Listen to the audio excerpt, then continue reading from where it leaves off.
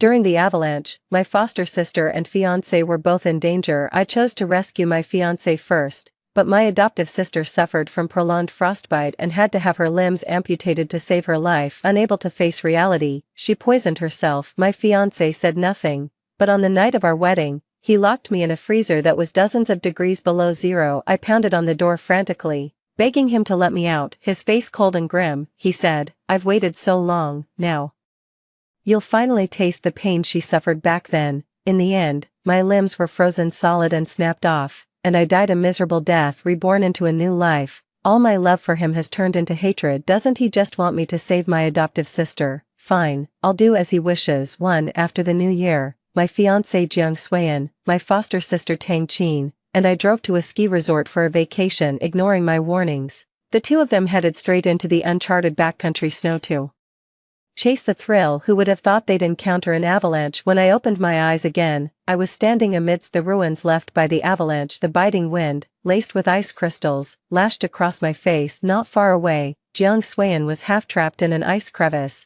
with his lower body submerged in the bone-chilling freezing water. Her black hair was caked with ice, and her face was as pale as a ghost. When he saw me, his eyes turned as cold as ice. "Why are you just standing there?" He gritted his teeth, his voice hoarse yet commanding. "Save Tang Qin first, she must not be harmed." I looked in Tang Qin's direction. A massive block of ice swept down by the avalanche struck her lower body, staining the surrounding snow red with blood. Tang Qin cried out in broken sobs, "Help me, I don't want to die." Hearing this, Jiang Xuan's face was filled with concern as he tried to comfort her. "Tang Qin, don't be afraid, I won't let anything happen to you." Then he glared at me and roared, "Are you deaf? Hurry up and save them." I stood in knee-deep snow, gazing at Jiang Xuan's familiar face. In my past life, it was with that same sinister look in his eyes that he locked me in the freezer on our wedding night. Faced with my pleas, he said coldly, "Tang Qin is dead. What makes you think you deserve a peaceful end? I've endured all this time just to make you taste the suffering she went through."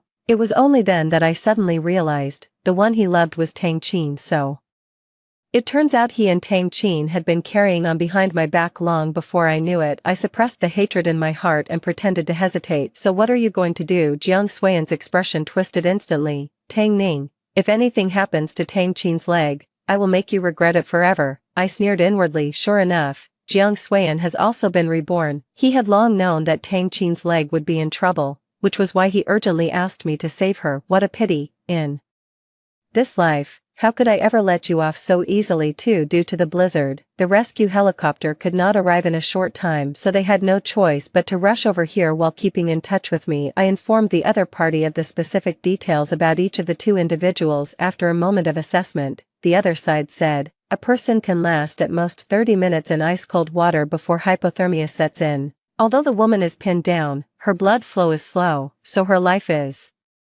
not in immediate danger. We recommend rescuing the man first." Tang Qin's face instantly turned deathly pale. No, I'm clearly hurt worse. I can't even feel my legs." Jiang Xuan frowned as well. "I told you I can hold on. Saving Tang Qin is the priority." With that, he looked intently in Tang Qin's direction and reassured her, "Don't be afraid, we'll both be fine." He thought his selflessness would move the other person. Unexpectedly, Tang Qin picked up right where she left off. "Did you hear that? He said he can hold on. Ning, don't hesitate, save sister first." Jiang Xuan's expression stiffened for a moment before instantly returning to normal. I wiped at non-existent tears, feigning distress, "But Xuan's condition is critical. He's been submerged in icy water. If we wait any longer, he'll succumb to hypothermia and freeze to death." "He is a man." Tang Qin suddenly erupted in fury, her face speckled with snowflakes twisted like a demon. "What's the big deal about soaking in water for a bit? If my legs are ruined, my whole life is over." "Jiang Xuan, say something." I stood still, catching a glimpse of Jiang Xuan's pale lips trembling in my peripheral vision. He stared at Tang Qin in disbelief, the hurt in his eyes plain for all to see. "Tang Qin, do you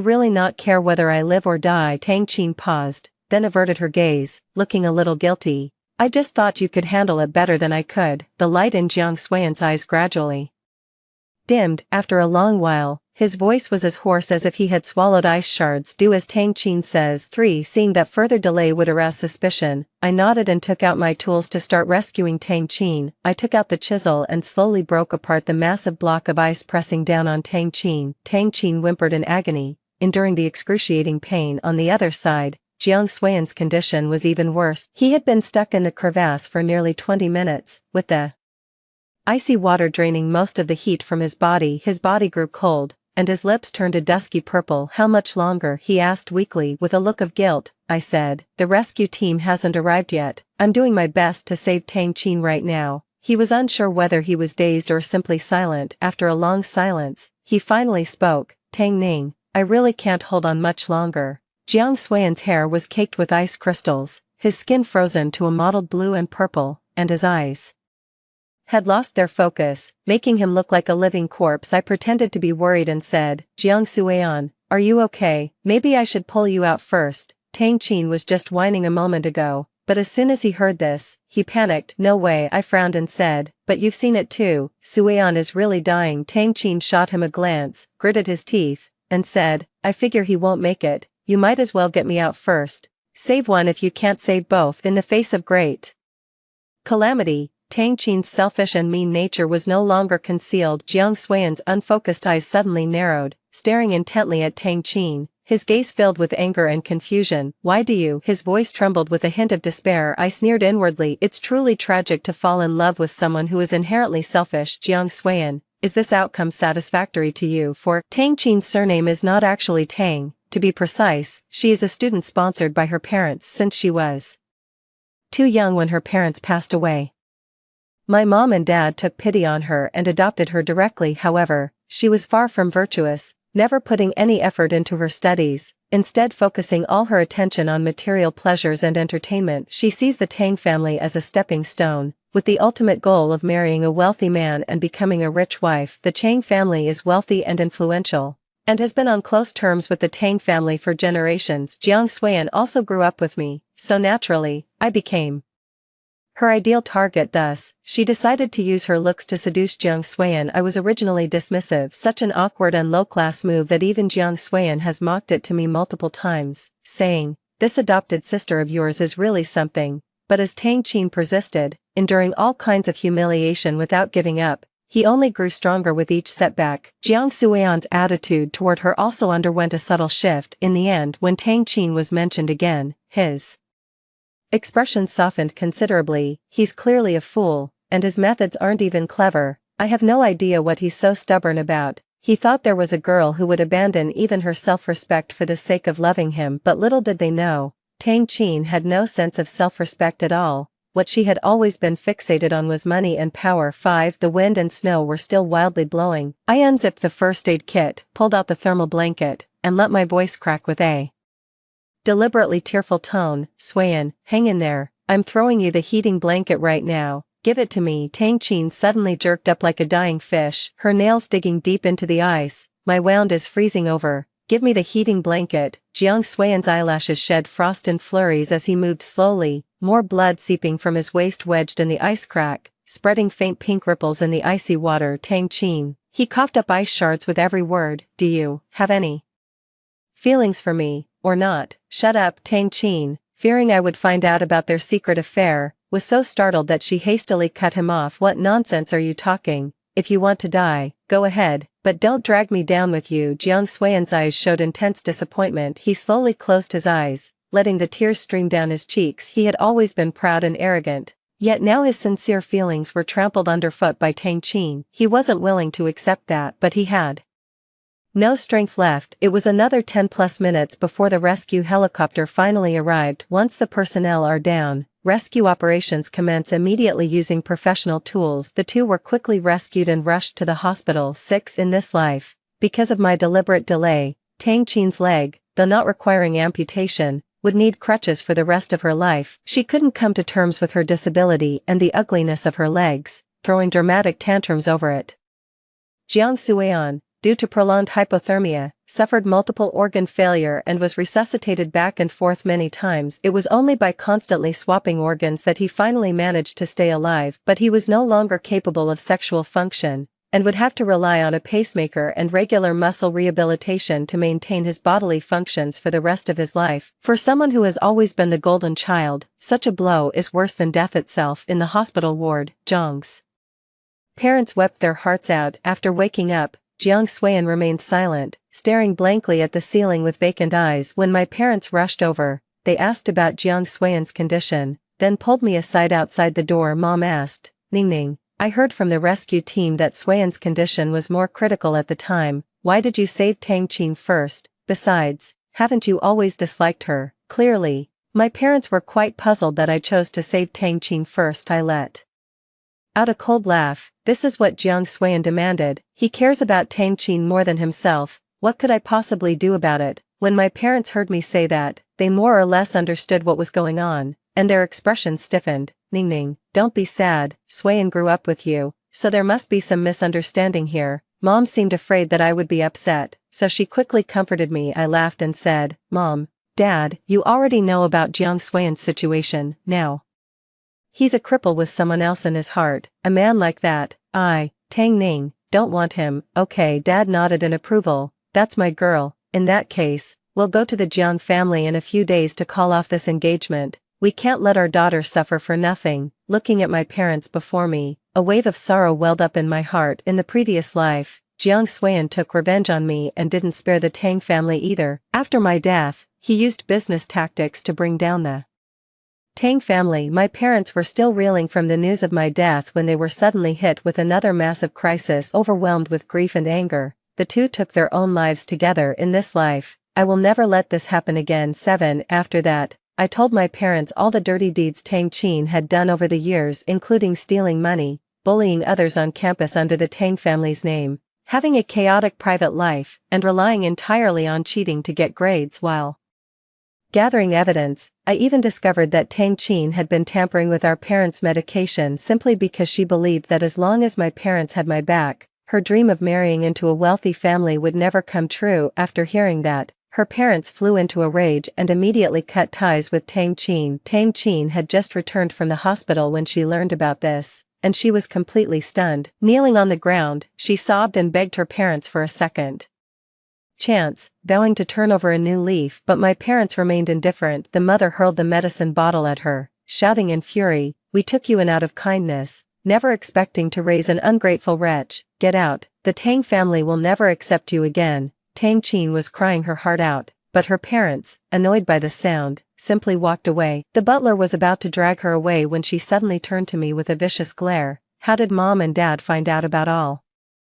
this? Was it you who squealed?" I stared back coldly. "You dared to do it but can't own up to it. I was willing to let bygones be bygones with what happened before, but now you're trying to harm Mom and Dad. I won't let you off easy." Tang Qin glared at me through gritted teeth, shrieking, "Just you wait. I'll take back everything that's mine." After that, she actually went straight to the Jiang family's house. You see, it was entirely her idea that Jiang Xuan went skiing in an undeveloped area back then, and when the two met their demise, the Jiang family was largely aware of Tang Qin's series of selfish actions. Jiang's parents loathed her so much that they absolutely forbade her from seeing Jiang Xuan, but Tang Qin didn't care about what they thought. She simply knelt down outside the Jiang family's door and confessed her feelings to Jiang Xuan. She has a silver tongue. While professing his love, he explained his inappropriate behavior during the earlier crisis. Tang Qin was crying profusely. "Xuan, at that time I thought I wasn't going to make it, so I said those harsh words to you, hoping that after my death, you could forget me and move on with your life. You asked if I have feelings for you. Now I'm telling you, my love for you has never diminished one bit. If you had died back then, I would never have lived on alone." She spoke each line with heartfelt sincerity, ignoring the scornful looks from the Jiang family's servants. By shamelessly kneeling and groveling, he actually managed to soften Jiang Xuan's heart. 8. A few months later, when I saw Tang Qin again, she had already become a completely different person, dripping in luxury brands. She linked her arm through Jiang Xuan's and shot me a look brimming with smugness. Jiang Xuan cast a cold glance at me and said directly, "Tang Ning, the marriage alliance is off. The only person I want to marry is Tang Qin." With that, he stopped looking at me. Seems very impatient with my impending crying and fussing, yet I remained as calm as ever. "All right, Jiang." Xuan looked up in surprise, not expecting me to agree so readily. "You agreed." He took a deep breath, don't you have anything to say? Jiang Xuan's expression was complicated as he stared intently at me, as if trying to find any trace of clues in my face. I let out a light laugh and said, "What do you mean? Even if you hadn't brought it up, I was planning to call off the engagement myself." Tang Qin gritted her teeth and let out a cold snort. "Keep up the act, just don't start wailing your heart out the moment we're gone." Nobody believes that after loving Jiang Xuan for so many years, I could just let go so easily. I let out a sneer. Why would I cry? Is some useless piece of trash really worth my tears? If you want it, take it. My words successfully angered both of them. Jiang Xuan's face was extremely dark and grim. Tang Qin was even more furious. "Keep pretending. Let's see how long you can keep it up." 9. After that, Jiang Xuan insisted on marrying Tang Qin despite his family's opposition. They even threatened to refuse treatment and go on a hunger strike. Furious, Zhang's father fled abroad. Zhang's mother, out of love for her son, had no choice but to compromise. Even though she strongly disliked Tang Qin, it wasn't long before the two smoothly got their marriage certificate and held a grand engagement banquet. In the photo, Tang Qin has a rosy glow on her face. Jiang Xuan's icy face softened, brimming with smiles. A lot of people in the circle were pretty shocked and messaged me asking what was going on. There were also quite a few who took delight in my misfortune, waiting to see me make a fool of myself. I turned a deaf ear to it all and continued with my life. I knew that Tang Qin was naturally promiscuous and had several steady or casual male partners outside, while Jiang Xuan had already lost the ability in that regard. He could never satisfy Tang Qin, and she would never settle for less. I just need to sit back and watch the show begin. 10. After that, Tang Qin frequently posted photos of her trips with Jiang Xuan on her social media feed. There were also many precious jewels, luxury items, and exquisite custom-made clothes that drew envy from many. This also greatly satisfied her vanity. Seeing that I wasn't responding at all, Tang Qin even went out of her way to send me a private message. "Tang Ning, you've never even seen these things before, have you? They were all given to me by Xuan." He also said that I'm the only one he'll ever love in this lifetime. After waiting for a long time and seeing no response from me, Tang Qin was the first to lose patience and continued to provoke. "You always said you were better than me since we were kids. Never thought you'd end up in my shadow, did you? Even the man you love most has fallen at my feet. What makes you think you still have any right to compete with me?" She grew more and more smug as she spoke. I let out a sneer and replied, "Stop pretending." Jiang Xuan's mother doesn't think you're good enough. Life hasn't been easy for you, has it? Mr. and Mrs. Jiang have always been known for their swift and decisive manner. Although Jiang's mother,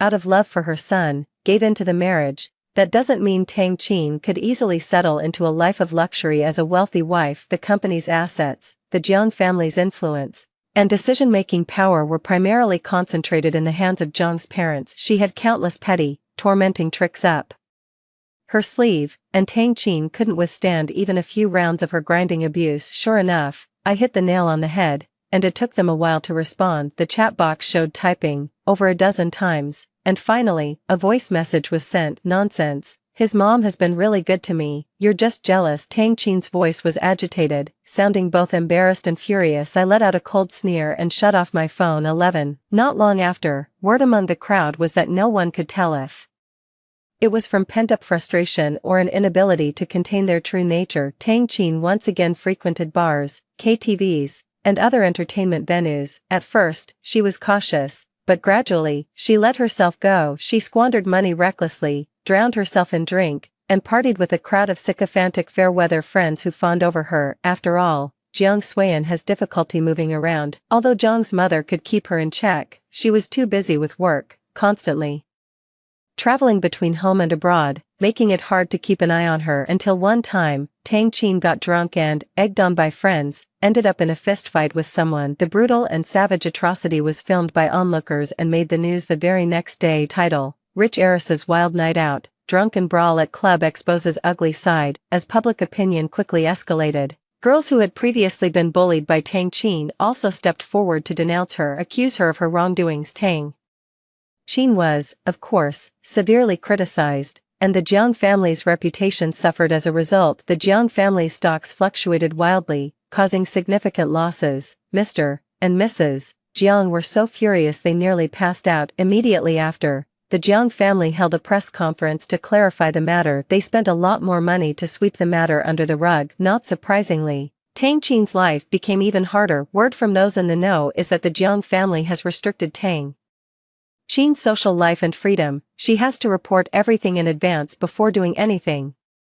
Tang Qin's spending was further restricted. Every single expense, down to the last cent, had to be verified by designated personnel. The Jiang family, fearing another scandal, grew increasingly obsessed with controlling Tang Qin. Worse still, any slight misstep in her behavior would result in a family punishment. She had thought that marrying into a wealthy family would bring her a life of ease and security. Little did she expect that this luxurious life would become the cage that imprisoned her. 12.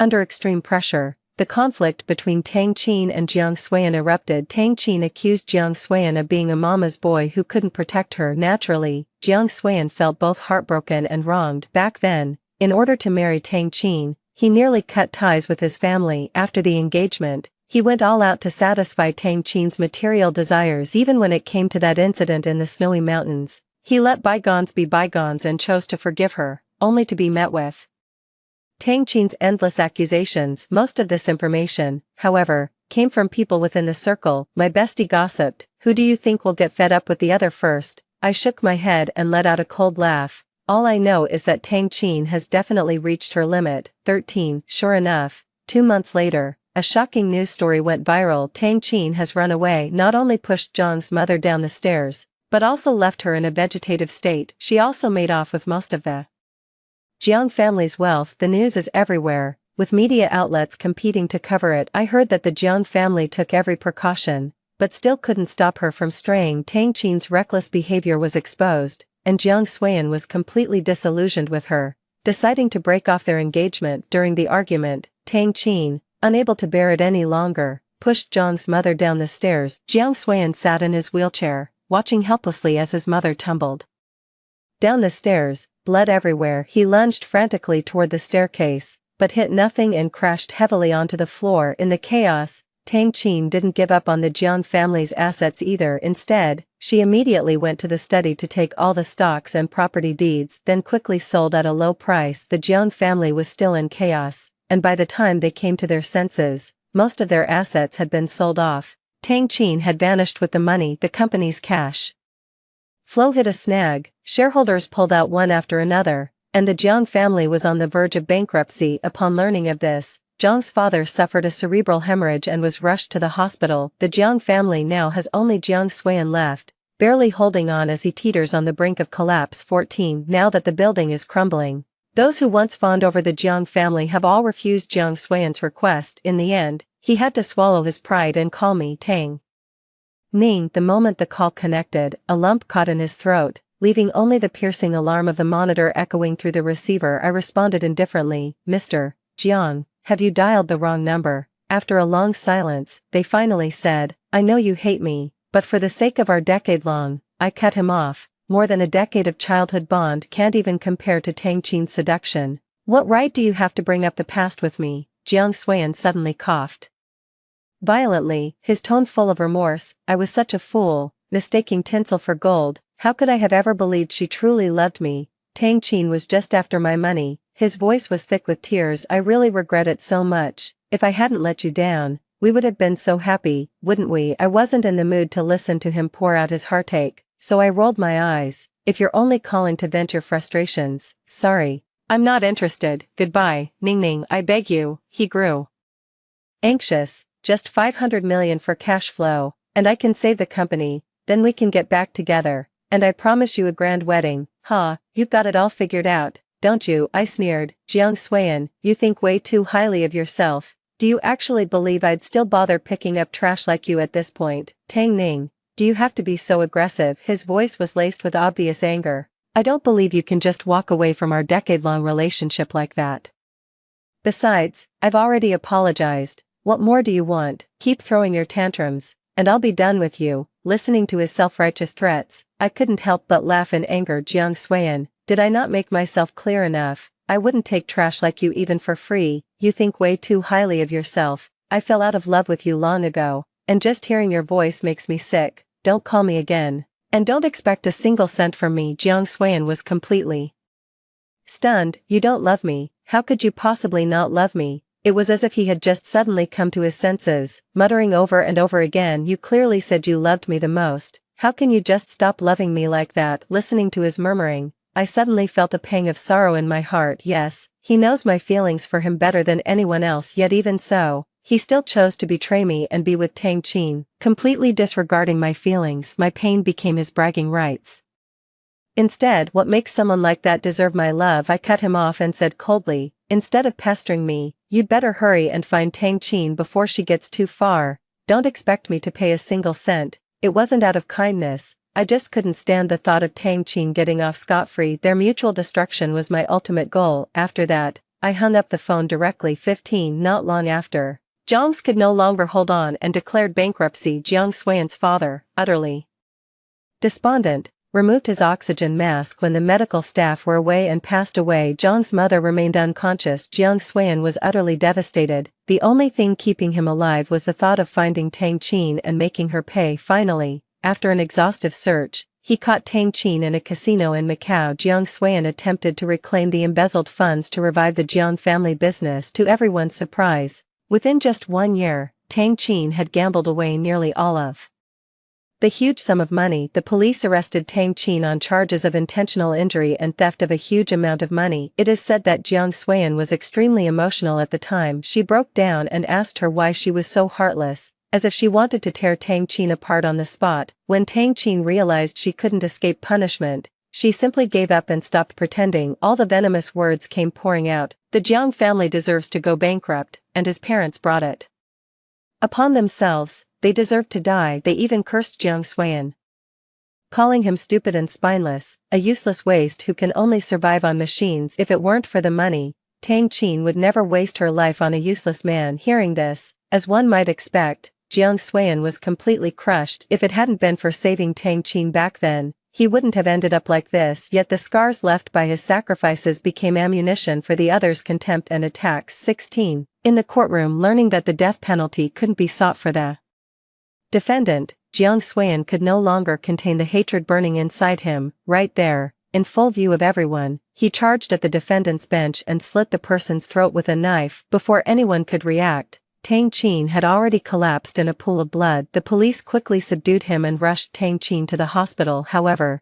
due to excessive blood loss, Tang Qin was pronounced dead before reaching the hospital. In the end, Jiang Xuan was sentenced to life in prison, destined to spend the rest of his days behind bars. 17 In the prison visiting room, Jiang Xuan sat on the other side of the glass, haggard face, hollow eyes. His hands were cuffed, and he seemed to have lost all vitality. The pride and confidence I once had are long gone, replaced by a profound sense of exhaustion and regret. I sat across from him, separated by the cold glass, quietly watching him. He didn't look up, as if he didn't dare to meet my eyes. Ning. After a long silence, he finally spoke. His voice was hoarse and low, as if forced out from the depths of his throat. I didn't respond, just stared at him coldly. You came. He looked up, a flicker of complex emotions in his eyes. There was regret, pain, and also anticipation. "I came just to see how you're doing now," I said flatly, my tone completely devoid of any emotion. A flicker of pain passed through Jiang Xuan's eyes. He lowered his head, his voice trembling. I know you hate me. I hate myself too. How did I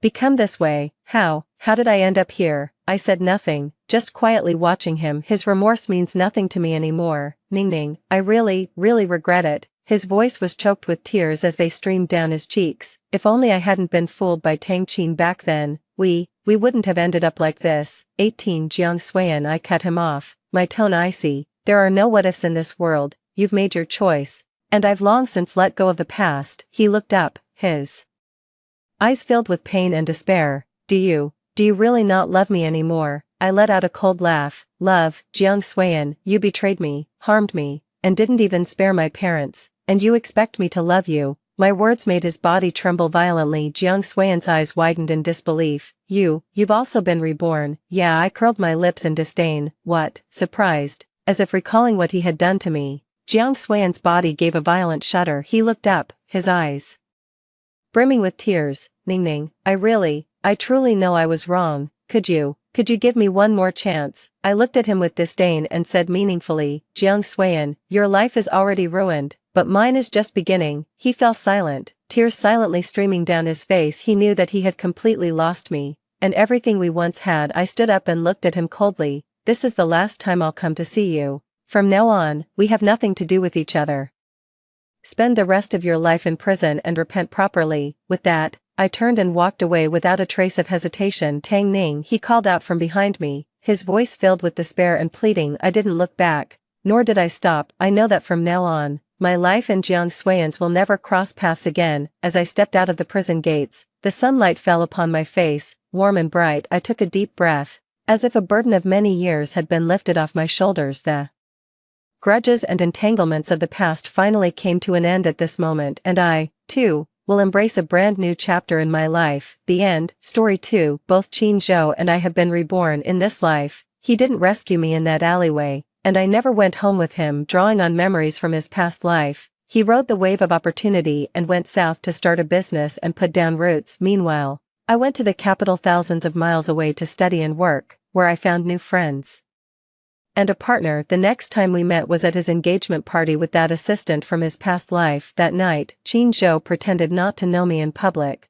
but after getting drunk, he cornered me in the restroom. Darling, I miss your hangover soup, let's go home. Seeing this, my friend panicked and pulled him away. President Qin, this is my senior's wife, your wife is outside. Hearing those words, Qin Zhou froze completely, his eyes turning frighteningly dark. The agonizing scenes from my past life were replaying before my eyes. In the dead of night, a gang of thugs cornered me at the alley's entrance. It was the 5th day since my rebirth. No matter how hard I tried to evade them, they appeared like ghosts, just as they had in my previous life, grabbing my hair and kicking me into the deserted alley. A sharp pain shot through me as I curled on the ground, my hands silently closing around the kitchen knife hidden in my backpack. Just then, the pain in my back eased as the thugs suddenly stopped, their eyes collectively turning toward the figure standing under the streetlight. Shit, it's Qin Zhou. Why's he looking at you? Did you piss him off? You idiot, don't you dare pin this on me. Who the hell would mess with that lunatic? In that damp, shadowy alley, a 17-year-old boy descended like a god, saving me from the depths of despair. But that was a lifetime ago. At 33, Qin Zhou feels nothing but endless annoyance toward me. With cold indifference in his eyes, Qin Zhou walked away without a backward glance. From now on, no one will stand by my side without hesitation. However, in this life, I will save myself. I gripped the hilt tightly, raised the blade, and slashed at the leg that had kicked me the hardest. Shit, I slashed the thug's ankle, and he snapped back to reality, grabbing my neck with one hand. But when he saw me charging at him wildly with a cleaver, he lost his nerve and shoved me away. What the hell are you doing? A blinding flashlight beam cut through the end of the alley as a young policewoman came striding over. The thugs, sensing trouble, fled down another alley. The policewoman shone her flashlight at me, poised defensively. You, drop the weapon in your hand. Leaning weakly against the wall like a survivor, I brandished the cleaver and boasted, this thing looks scary, but it couldn't even kill a chicken. No one's dying today, don't worry. Shocked by my audacious tone, the policewoman commanded me again. Drop it anyway. I had no choice but to toss the knife aside.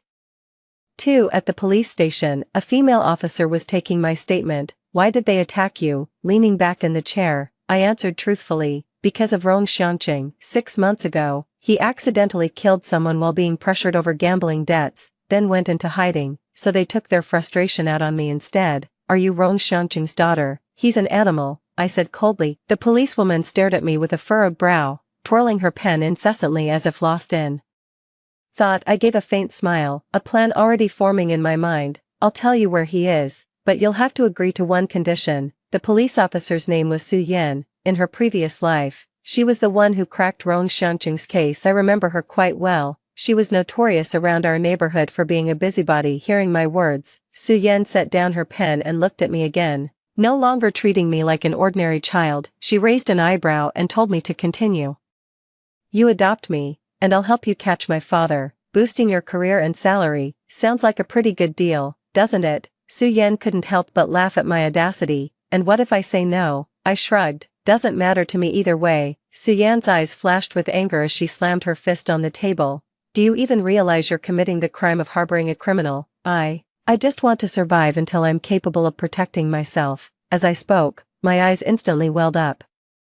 I lowered my head, and with a blink, Tears began to patter down. 3. Su Yan was soft-hearted and easily swayed. With just a few tears from me, she took me home. I knew that as a grown woman who had already lived 30 years in my past life, it was unethical to play the victim card just because I had a pitiful-looking face, but I had no other choice. My home is overrun with debt collectors hounding me day and night. With nowhere to rest, I've been sleeping on a park bench for the past 4 nights. If the patrolling security guard spots me again, I'll be sent to a welfare institution. The place is rife with cliques and severe bullying. Life there would be no better than what I'm going through now. That's why I set my sights on Su Yan, a recent college graduate working at the police station who's still single, but I never expected there was a cousin with mental illness living in her household. Ji Jianchu welcomed my arrival with open arms at the dinner table. He eagerly served me food and asked with genuine interest which school I attended, addressing me as sister with such warmth that he seemed like nothing more than a lively and considerate younger brother. In reality, that black heart of his had already devised hundreds of schemes to torment me in the coming days. As for why I know him inside out, unfortunately, in my past life,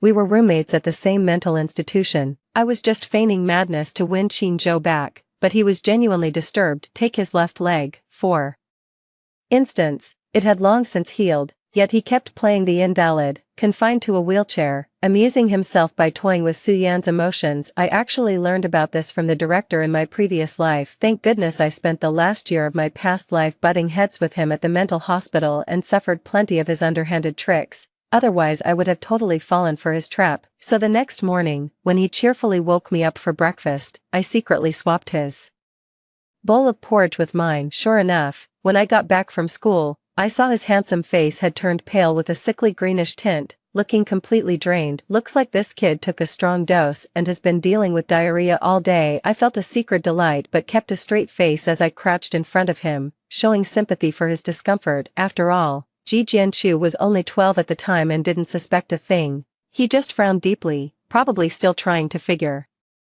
out where he went wrong. After my bath, I was just about to get some rest. Ji Jianchu suddenly cried out in alarm. Oh no, the necklace my mom gave me is gone. I had a bad feeling about this. And then I heard him say, the cleaning lady must have accidentally thrown it away with the trash when she came by earlier. Sis, could you please check the dumpster downstairs for me? Su Yan knew his tricks all too well. Ji Jianchu, don't you dare pull another stunt. I gently tugged Su Yan's sleeve, putting on my most innocent look. It's alright, Officer Su. It's just downstairs. I'll be back as soon as I find it. I'm sure little brother wouldn't play a prank on me. No way I'm going to look for that damn necklace. I dashed to the convenience store downstairs, bought a 5-cent ice pop, and stood among a crowd of elderly folks, completely engrossed in watching the big, boxy TV set up at the store entrance. Just then, a familiar voice cut through all the noise. It was Qin Zhou, for it's not far from his place, and this is the only convenience store on the whole street. So running into him isn't surprising. He was holding an ice pop and some candies. They were the same kind he used to love buying for me. He doesn't eat this stuff himself, but I'd rather not dwell on who he's buying it for. I dusted off my pants, got up from the ground, tossed the finished popsicle stick into the trash, and walked toward him. When Qin Zhou saw me, he recoiled a few steps instinctively, as if I were some venomous creature. I must have been truly unhinged in my past life to have triggered such a visceral reaction in him. I chuckled dismissively. Were you the one who called the police yesterday? Qin Zhou furrowed his brow. Don't get the wrong idea. I'd do the same for anyone. Indeed, that's just the kind of person he is, tough and unapproachable on the outside, but soft-hearted underneath. He'd give up his seat for elderly passengers, feed stray kittens on the street, and without complaint, he took care of me, someone who was being bullied and clung to him, year after year. Yet in the 5th year of our marriage, he brought a homeless young secretary into our bed. Brother, a little girl darted out from behind the shelf, tugging at Qin Zhou's hand as she offered him her snack. I want more of this, brother. Seeing that familiar face struck me like a thunderbolt, rooting me to the spot. I thought I had become unbreakable, but Xiao Ranran's appearance shattered the armor I'd so carefully rebuilt in an instant, leaving my patched-up heart feeling pierced and battered all over again. Even though she was just an innocent child who had done nothing wrong, I couldn't suppress the surge of anger rising from deep within me. I despised Xiao Ranran, but I loathed Qin Zhou even more. Digging my nails into my palms, I sneered, Qin Zhou, you make me sick. Unfazed, Qin Zhou shielded Xiao Ranran behind him. In our past life, I raised you. I owe you nothing. In this life, I don't want you in it. If we cross paths again, let's pretend we're strangers. Truth is, I'd grown immune to hearing those words long ago in our previous life, but watching him protect Xia Ranran so carefully reminded me of how he used to shield me when we were young. I used to constantly compare myself to Xia Ranran. Sure, she's young and beautiful, but she's never seen Qin Zhou blush at 17, never ridden on the back of his bicycle, never counted stars with him on a summer night's rooftop. Yet now, even those memories that belonged solely to Qin Zhou and me feel tainted. I suddenly felt all the fight drain out of me, as if my resentment towards Xia Ranran had evaporated along with it. I gave a wry smile. Alright, 5. When I got home, Ji Jianchu was still awake, propped up in bed with a book, having deliberately left the door open while waiting for me. He pointed at the necklace on the table and said apologetically, "Sorry about that, it was here all along. I made you search for nothing, my emotions were all over the place, and he just happened to step right into the line of fire." Ji Jianchu was still blissfully unaware of what was about to happen, his smile as bright as ever, that is, until I barged into his room, snatched his book, and ruffled his hair with my grimy hands. That was the last straw for Ji Jianchu. He completely dropped the act. The guy is a serious neat freak and can't stand being touched, especially when I deliberately wiped my runny nose right in front of him. As I closed the door, I ignored his murderous glare and put on my most sincere, innocent expression. "Jianchu, it's late, you shouldn't be reading, it's bad for your eyes, get some rest." This was just one of our routine skirmishes from our past life in the mental hospital, but the current Ji Jianchu was still too green. A simple touch was enough to thoroughly disgust him, and he left me alone for days afterward. Apart from occasionally startling me by materializing like a ghost behind my back, he didn't have much contact with me. But these past few days, I haven't had time to bother with him either. All I can think about right now is putting Rong Xiangqing behind bars. He didn't tell me where Rong Xiangqing is hiding, but I have a plan to lure him out. Rong Xiangqing has a loyal lackey who does whatever he says. I'll track him down and tell him my family's house is being demolished, with a compensation of over 1,000,000 yuan, and the property owner needs to be present. Upon hearing the news, he didn't hesitate and immediately contacted Rong Xiangqing. The house demolition was indeed real, but it wasn't scheduled until a year later. In my previous life, Su Yan had tracked down Rong Xiangqing using this very lead, but by then he had already spent all the money, leaving nothing for me. I'm just moving things up a bit earlier this time. Rong Xiangqing was apprehended half a month later. On the day of his trial, I made a special trip to see him in court. When Rong Xiangqing saw me, he started spewing venom. "You little bitch, just like your whore of a mother, biting the hand that feeds you. Just wait until I get out, I'll break your legs." Listening to my own father shower me with every vile insult imaginable, I remained completely expressionless. In my past life, I often blamed myself, wondering if I hadn't been good enough. Was that why Mom ran away and never came back to see me? Is it because my grades aren't good enough that Dad always hits and scolds me for no reason? It took me a long time to finally realize that my parents never loved me at all. I was just the result of a one-night stand. My birth never had any meaning. 6. After dealing with Rong Xiangqing's matter, Su Yan didn't mention adoption to me. I knew she planned to send me to an orphanage. I'd been on my best behavior these past few days. Even when Ji Jianchu started pulling his underhanded tricks again, I didn't say a word. But that day still came. On the way home from school, I sat on the back of Su Yan's electric scooter, holding tightly to her waist, my heart filled with unease. I don't eat much. Just a small bowl of rice per meal is enough. I'm not picky about clothes either. 2 sets of school uniforms in summer and 1 padded coat in winter. As long as they keep me warm, my grades are pretty good, and I get a 600 yuan scholarship each semester. Officer Su, I'm really easy to take care of. Su Yan ignored me. I couldn't tell if the wind was too loud or if she was pretending not to hear me. At that thought, I burst into tears, even though I wasn't faking it this time. Tears streamed down my face in big drops. To be honest, I actually like Su Yan quite a bit, even though she had a fiery temper and a booming voice, and she'd always embarrass me by shouting my name at the school gate when picking me up. I'd still run to her with my head held high even though her hands were clumsy and the braids she made for me looked like a bird's nest. I couldn't bear to undo them. I cried and yelled through my tears, "Su Yan, you're so damn annoying. If you didn't want to adopt me, why were you so good to me?" Just then, the electric scooter came to a halt. Su Yan took off her helmet, her tone both furious and exasperated. "What did you just call me, Rong Xinyue? You're not even on my family register yet and you're already acting like you own the place. You've got some nerve." And swearing, Who taught you that? I thought I'd misheard and paused. Aren't you taking me to the orphanage? Su Yan looked puzzled. Didn't I promise to adopt you if you helped me solve the case? I sniffled and buried my face deeper into her back. Oh, never mind then, let's go. She clicked her tongue impatiently. Spit it out. Stop beating around the bush. After a moment's thought, I immediately started complaining to her. I don't even want to talk about your cousin. After venting to Su Yan, I returned home. Ji Jianchu noticed Su Yan's unusual attitude toward him tonight. His gentle,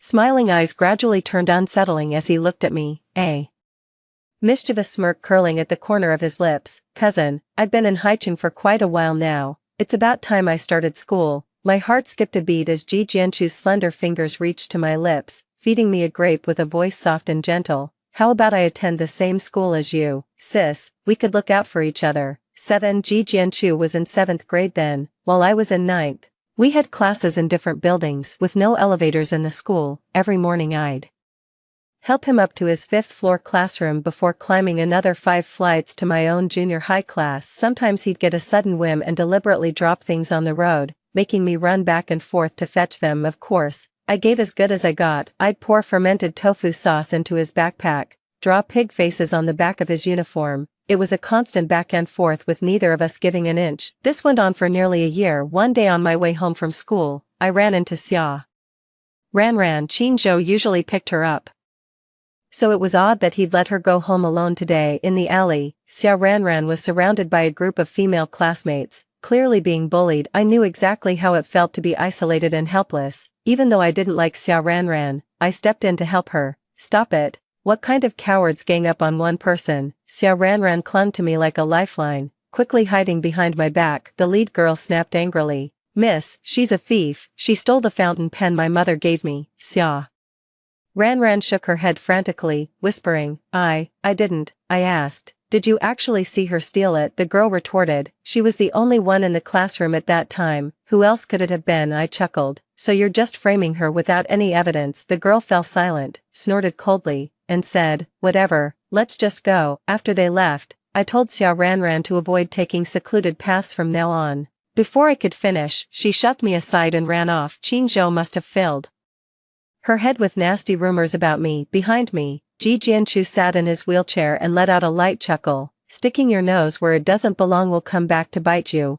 I ignored him and strode ahead. You're on your own for getting that wheelchair back tonight. Seeing that I had no intention of stopping, Ji Jianchu yelled in frustration, Rong Xingyue, I'm telling my cousin you're abusing me. Just you wait. I broke into a run, shouting back, you're a grown-up still tattling to your parents. Who do you think would even care? He's perfectly capable of walking but chooses to fake a limp. Let's see how long he can keep up this charade. 8. Ji Jianchu's words came back to haunt me. I really got what was coming to me. Qin Zhou showed up at my door with Xia Ranran just as Ji Jianchu and I were bickering over whether to watch a romantic drama or a thriller. Before I could even process what was happening, I opened the door to Qin Zhou's furious accusations. Rong Xingyue, why don't you just drop dead? I never should have saved you back then. I should have let them beat you to death. Qin Zhou was absolutely livid, and every word he spat out felt like a dagger to my heart. I stood there stunned for a long moment before murmuring blankly, what did you say? Don't play dumb with me.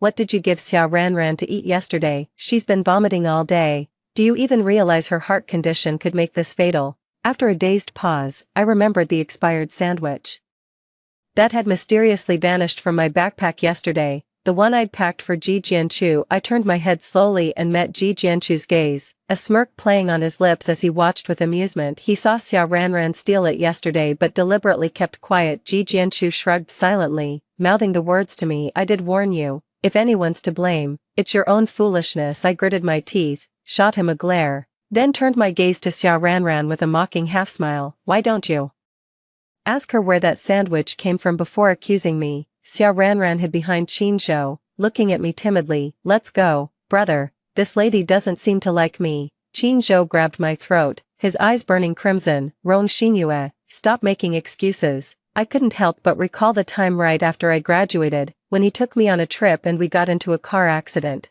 As the out-of-control truck came barreling toward me, he had already rushed from 100 meters away to shield me. He probably never imagined back then that the person he risked his life to protect would one day grab her by the throat and tell her to die. I blinked, and a tear slid from the corner of my eye. Qin Zhou froze for a moment, his grip loosening slightly. Just then, a fist smashed into Qin Zhou's cheek. Who gave you permission to touch her? Ji Jianchu shook out his wrist. I looked at the person standing before me and realized Ji Jianchu was already half a head taller than me, but compared to Qin Zhou, he still acts like an immature child. I thought he'd stand by and do nothing, but it turns out he has a shred of conscience, just not much of one, and he still had to taunt me. Rong Xinyue, you're always so tough with your own people. Why do you shrink like a quail when facing an outsider? I ignored him, grabbed his hand to examine it, and asked, does it hurt? It's a bit red. What a delicate young master with such tender skin. Ji Jianchu seemed not to hear and tried to shake me off. What are you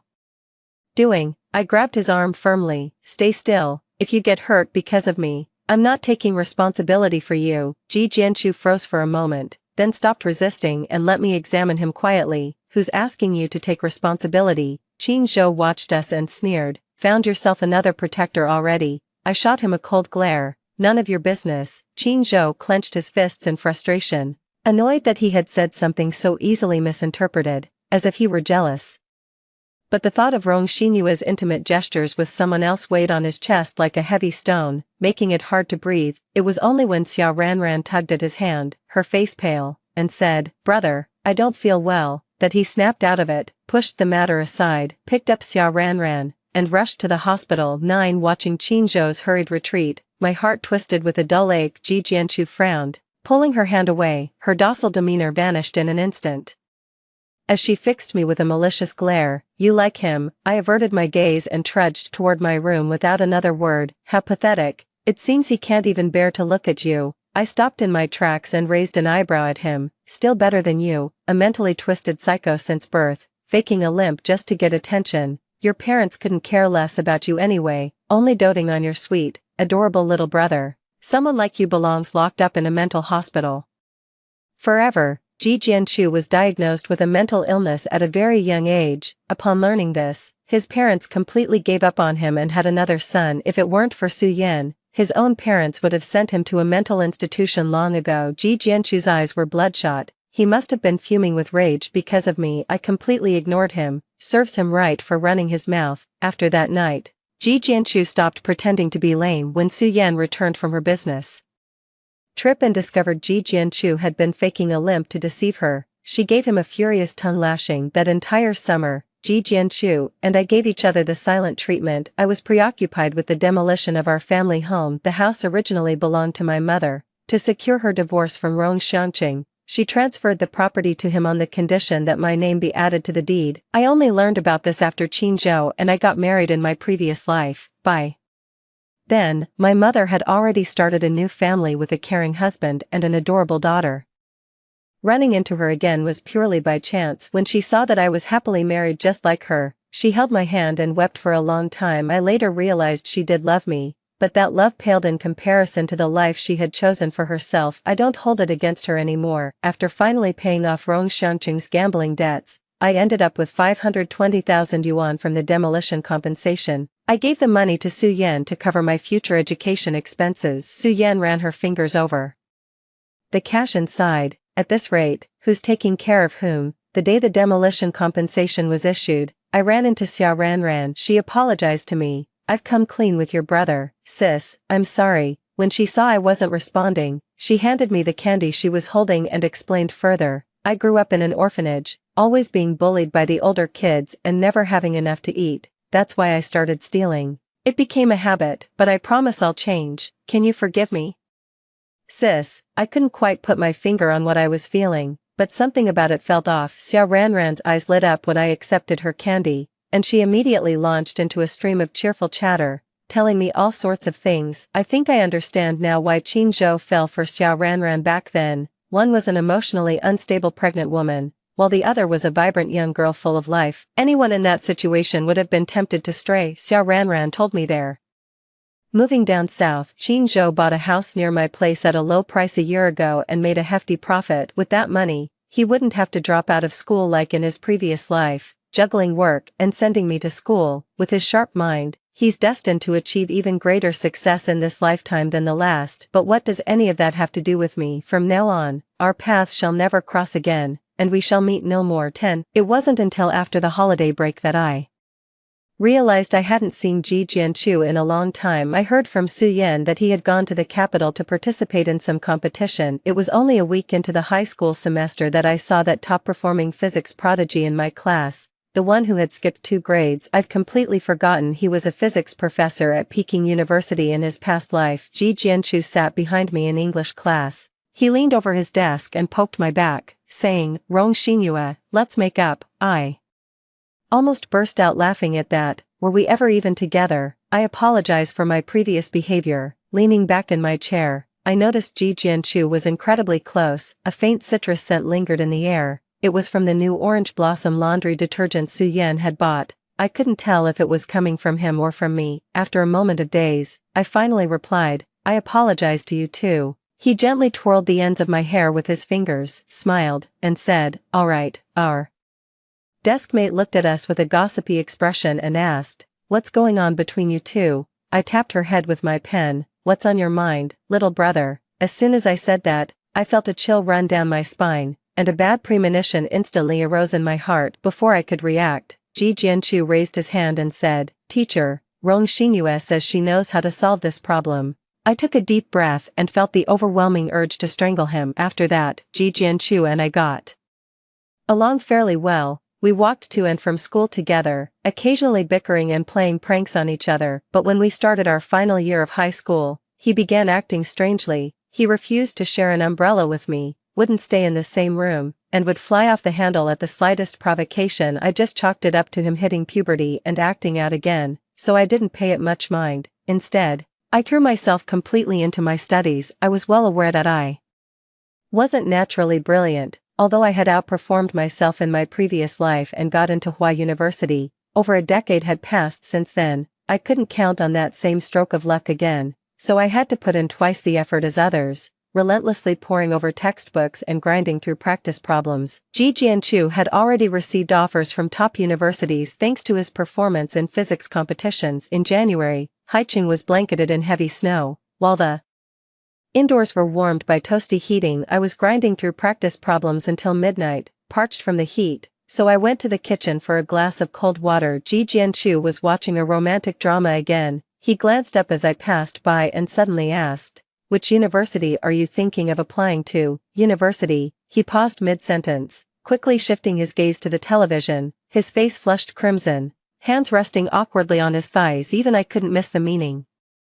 Now, after my shower, I'd forgotten to put on a bra. The thin autumn nightgown clung to my silhouette. I pretended not to see him, and before entering the bedroom, I replied, "Jingdai University." After my college entrance exam scores came out, I applied to Huada University. My score was 16 points higher than in my previous life, but I still applied for computer science, just like before. Ji Jianchu is still completely in the dark about this matter. On the first day of college, Su Yan only saw us off at the airport, repeatedly reminding us not to argue along the way. In the end, Ji Jianchu and I ended up in a fight, one that lasted 5 years. As Ji Jianchu pulled my luggage and prepared to get off the subway, he saw me still sitting there, clutching the luggage tightly. His lips, which had been curved upward just moments before, instantly straightened, and his gaze shifted from confusion to bewilderment. The realization hit him, and he spat out the words with a trembling voice, "Rong Xingyue, if I ever come looking for you again, I'm a dog." 11. 5 years flew by in the blink of an eye. Freed from the part-time jobs that had consumed my previous life, I now had time to compete in events, take on internships, and build a wide circle of friends. Several of them were interested in me,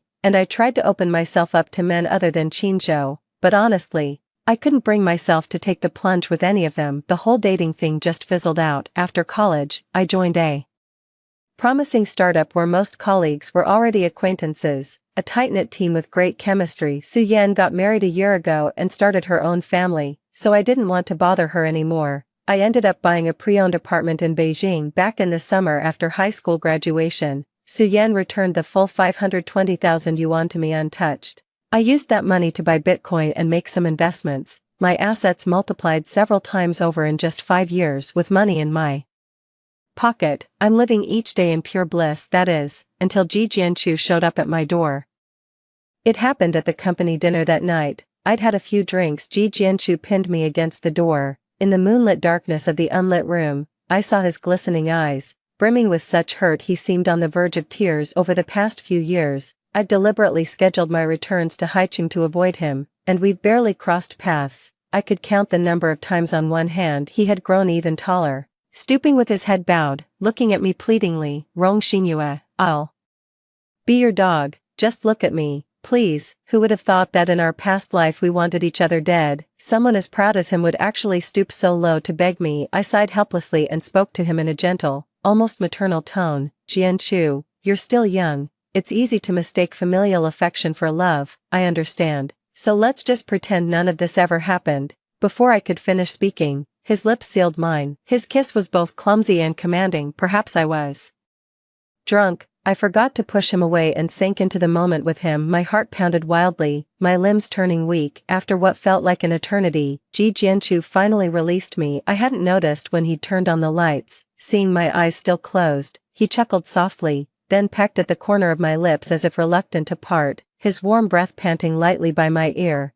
Do you still think of me as a child, sis? Your body doesn't lie. Listen, your heart is racing for me. Ji Jianchu pressed his fingers against my pulse, then brought my wrist to his lips. His laughter was utterly captivating. With that exquisitely sculpted face of his, it would be a lie to say I wasn't attracted, but honestly speaking, I didn't have deep feelings for him at that moment. It was merely physical attraction, pure hormonal drive. Besides, I didn't want to ruin my relationship with Su Yan because of Ji Jianchu. I turned my face away, rejecting him once again. If my heart stops beating, I'd be dead. 12. No text to translate, but this time, Ji Jianchu didn't seem ready to give up. Every day, he'd dress to the nines waiting for me to get off work, cook meals for me with his own hands, then drive 40 minutes back to campus after dinner. This went on for 6 months straight. That night, it was pouring rain, and in a moment of weakness, I let him stay over in the guest room. After that night, he just wouldn't leave and started treating my place like his own home. I didn't have time to deal with him, so I gave him a key and left for a business trip to South City. During the 2 weeks I was away, Ji Jianchu called me every single night. All that random chit-chat, to be honest, it actually made me quite happy. It felt like knowing someone back home was thinking of me, giving me something to look forward to each day at work. On the day our business wrapped up, Jiangjio was heading back to Nanjing for her break and insisted on treating me to a fancy meal. Jiangjio was my junior dorm mate in college.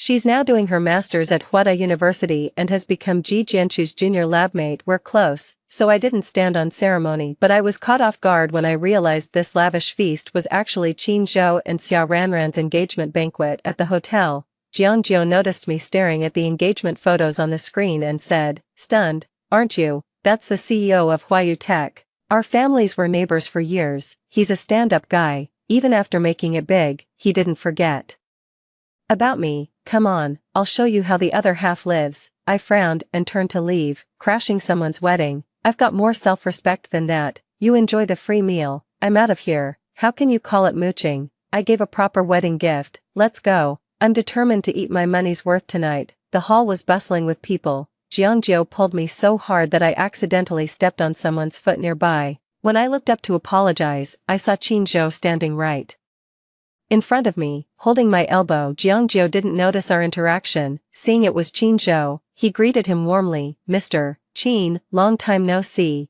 Congratulations." Qin Zhou had already let go of my hand, his expression unreadable, as if what he had just done was nothing out of the ordinary. "You must be Miss Zhang's friend. Since you're here, do me the honor and enjoy the hospitality." After he said that, if I kept refusing, it would seem like I still cared about him. In the end, Jiangjio and I found a seat and sat down. Jiangjio was still marveling. "You know, President Qin's wife just turned legal age, and he rushed to get engaged as if he was afraid someone would snatch her away. No wonder all the good ones are already taken. They'd put more thought into this engagement party than most people do for their actual weddings." I kept eating with my head down, but the food might as well have been cardboard. It suddenly hit me that Qin Zhou and I never had a wedding ceremony. We were both broke back then. Getting our marriage license at the Civil Affairs Bureau and sharing a meal at a restaurant was the extent of our wedding. I never cared about those things, but Qin Zhou took it to heart. He kept promising that once he made it, he'd put a diamond the size of a pigeon's egg on my finger at the most luxurious hotel in South City. I used to laugh at how over the top he was. Now, years later,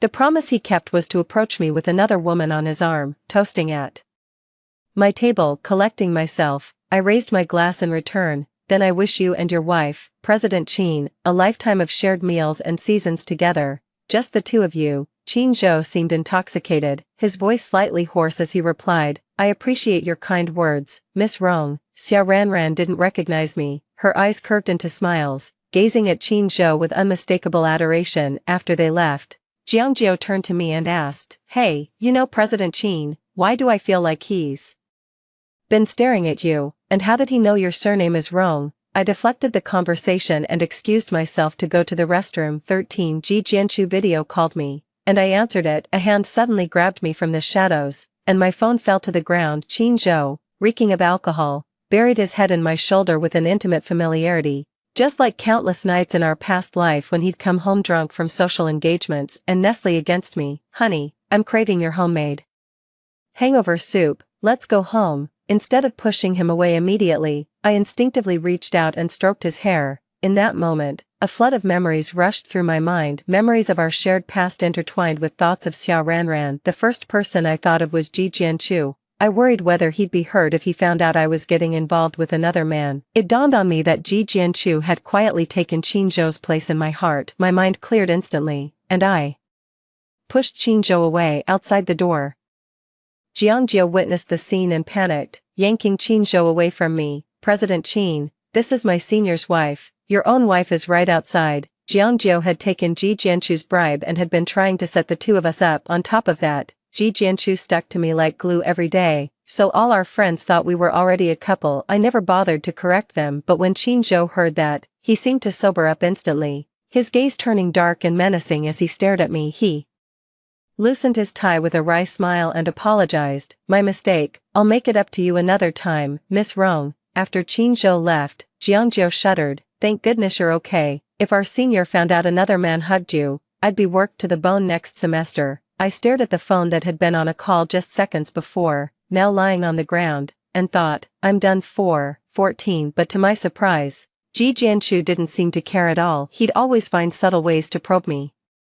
Whenever I chatted a bit longer with male colleagues, somehow I got upset and gave him the silent treatment for days. That was until Ji Jianchu saw my WeChat chat history with Qin Zhou. On the couch, I watched Ji Jianchu's expression and noticed he was unusually calm, so calm that I thought he'd completely forgotten about Qin Zhou's existence. Feeling a pang of disappointment, I snatched the phone back. A week ago, Huayu Technology expressed interest in investing in our company's new project. As the project lead, it fell to me to host Qin Zhou when he came to the capital. We kept everything strictly professional throughout, even our private WeChat exchanges were purely business-related. Without a hint of ambiguity, I deliberately changed Mr. Qin's contact name to Senior Qin Zhou, just to see if Ji Jianchu would get jealous, but he didn't even bat an eye. I lost interest and was about to change the name back. That move ended up provoking him, shattering the flawless facade he'd been maintaining.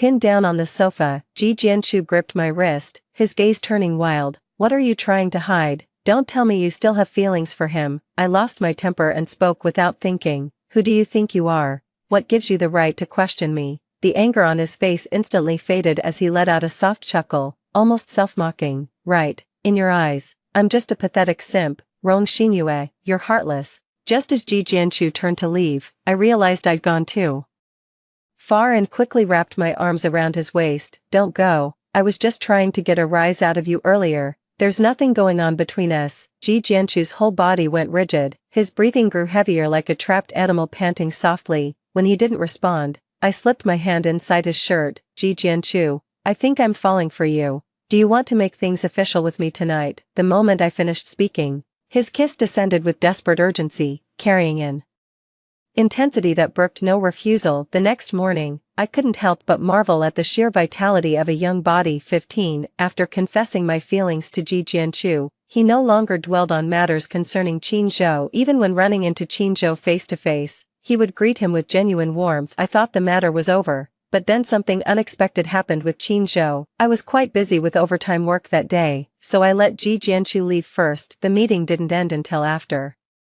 10 p.m. Qin Zhou handed us several invitations, saying, I've arranged a banquet at Lin Manor tomorrow evening, and I'd be honored if your colleagues could join us. He's now the lead investor in our company's new project. And since he came in person to extend the invitation, there's really no reason to turn him down. I'm just worried Ji Jianchu might sulk in secret again. I slipped the invitation into my bag and took the elevator downstairs. Qin Zhou stood right beside me, his gaze drifting to the nape of my neck in a way that made my skin crawl. The intern Xiaomei standing behind me pulled out an ointment from her bag. Director Rong, you've got a mosquito bite on your neck. I happen to have some medication with me. Let me apply it for you. I suddenly remembered how Ji Jianchu had become insatiable after his first taste of intimacy, leaving numerous marks all over my body. I smiled awkwardly. Thank you. I appreciate your help. When the elevator reached the first floor, I hurried out with my bag, walking briskly. Just then, Qin Zhou suddenly called out to me, Xingyue.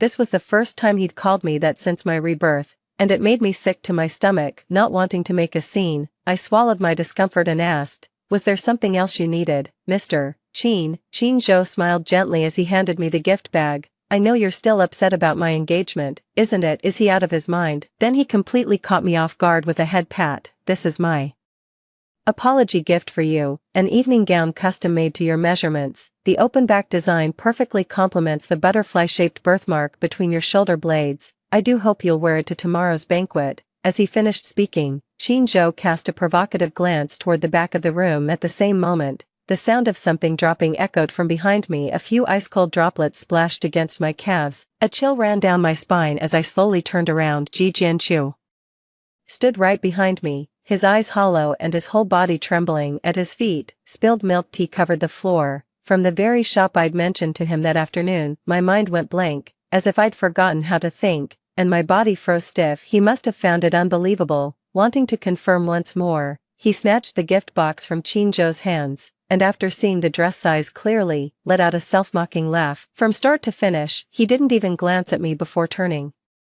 and walking away. Qin Zhou wore the smug expression of a petty man succeeding. He brushed away the tears at the corner of my eye with his fingertip and sighed helplessly. Darling, from now on your tears should only fall for me. Smack. I slapped Qin Zhou across the face. He touched the cheek I had struck, a smirk playing on his lips as he chuckled softly. His gaze devoured my face with the desperate hunger of a depraved mad dog. I don't care if you hate me, as long as you come back to me. I couldn't understand why Qin Zhou was suddenly saying these things. It's as baffling as my past life, when I couldn't understand why he loved me so deeply yet suddenly fell for someone else. The way he's acting now makes him look like a complete idiot. Without a word, I slapped him again and hurried after Ji Jianchu. Ji Jianchu hadn't gone far. I followed behind him, my hand twitching with the urge to grab him, but I came to my senses and pulled back. Am I supposed to say that Qin Zhou and I were husband and wife in a past life, which is how he knows my clothing size and the butterfly-shaped birthmark on my back?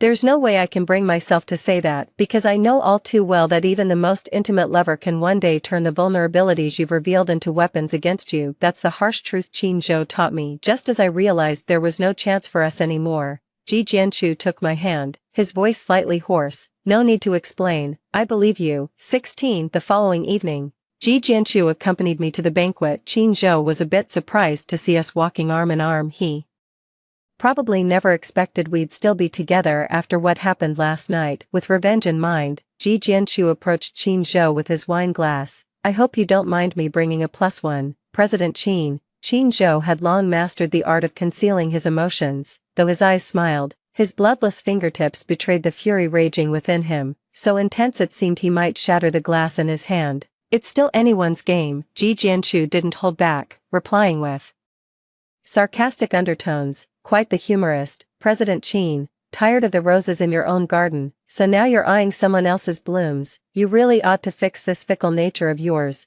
or you'll end up pleasing no one. Both possessed exceptional figures and striking looks that turned heads even from the periphery of the crowd. The palpable tension between them, thick with unspoken hostility, put everyone on edge. Just as I was about to pull Ji Jianchu away, Xiaomei, an intern who'd been watching the drama, chimed in. Hey, Director Rong, I heard you two are getting married next month. Qin Zhou's face instantly darkened at her words. I was completely baffled. The instigator, looking smug, put his arm around my shoulder and said, yes, the wedding is set for the 15th of next month. Everyone must come, and Mr. Qin, don't forget either. As soon as he finished speaking, Qin Zhou threw a punch at Ji Jianchu. In an instant, the two of them started brawling. I took a deep breath.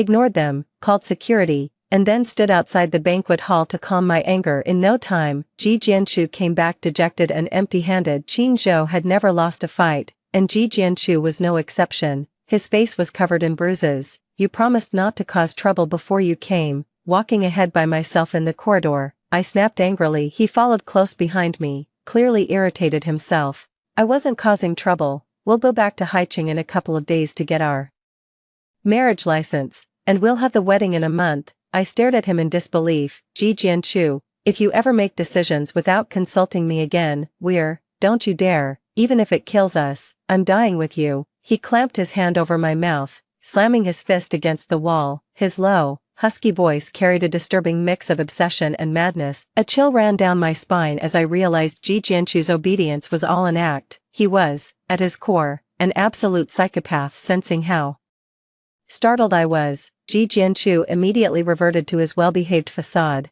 "Am I not allowed to be jealous when other men have their eyes on my girlfriend, Rong Xinyue? You're being downright unfair." The person before me hung his head, his bangs covering his eyes, with only a single clear tear tracing its way down his cheek. His rosy lips were slightly parted and trembling, with traces of fresh blood still glistening at the corners. That pitiful sight melted my heart, making me forget all our previous conflicts. I gathered him into my arms, gently stroking his cheek as I whispered tenderly, "Does it hurt? If you kiss him, the pain will go away." 17 Hidden in the shadows of the corridor, Qin Zhou watched the scene unfold, consumed by raging jealousy. He believed having lived 2 lifetimes had made him impervious to anger, yet upon hearing Rong Xinyue was marrying someone else, he resorted to childish fisticuffs. He was truly losing his mind, or perhaps he'd already lost it that night.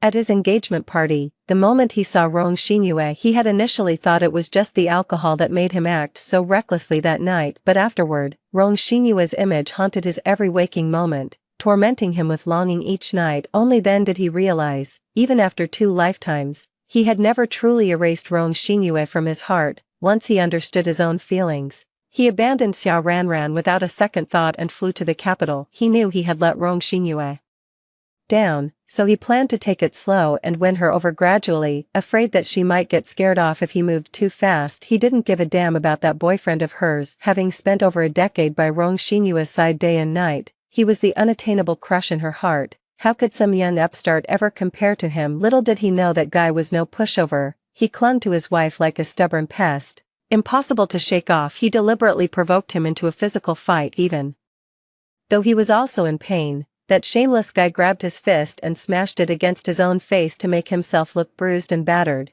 just to win his wife's sympathy. But it didn't matter. He always had a way to win his wife back. 18 Over the next month, Qin Zhou pursued me passionately. He kept sending me flowers and afternoon tea every single day without fail, even though I made it clear I wasn't interested. Qin Zhou even showed up at my doorstep. He'd camp out from evening until morning, looking completely disheveled as he loitered downstairs in my apartment complex. The security guards mistook him for a beggar and chased him away several times. Ji Jianchu never missed a chance to mock him whenever she walked by. "You scared me to death. I thought someone had died here." "You're not getting any younger, Mr. Qin. Better take care of your health. What good is money if you're not around to spend it?" Qin Zhou shot back without backing down, his tone dripping with sarcasm. "What's this? Gee, off to school with your backpack again? Can't afford the dorm fees. Need me to spot you some cash? You're a graduate of a prestigious university, yet you lounge around living off a woman. How shameful if our professors found out." They went back and forth relentlessly, their arguments always lasting half an hour. Overwhelmed by the annoyance, I stayed at a colleague's place for a few days. Coinciding with Ji Jianchu's business trip abroad and Qin Zhou not showing up, I finally had some peace. On the night Ji Jianchu returned to the country, I was getting ready to pick him up after work in the underground parking lot. I kept glancing over my shoulder. For the past couple of days, I'd had this nagging feeling someone was watching me from behind. I hid behind a car and finally got a clear look at the face. It was Rong Xiangqing. He's out of prison. My mind went blank, my heart leaped into my throat, and I stumbled backward. "You little bitch, you sent your own father to prison, and now you dare run." Rong Xiangqing spotted me, sprinted over, grabbed me by the collar, and immediately tried to slap me. Qin Zhou suddenly appeared out of nowhere, shouting, "Let her go."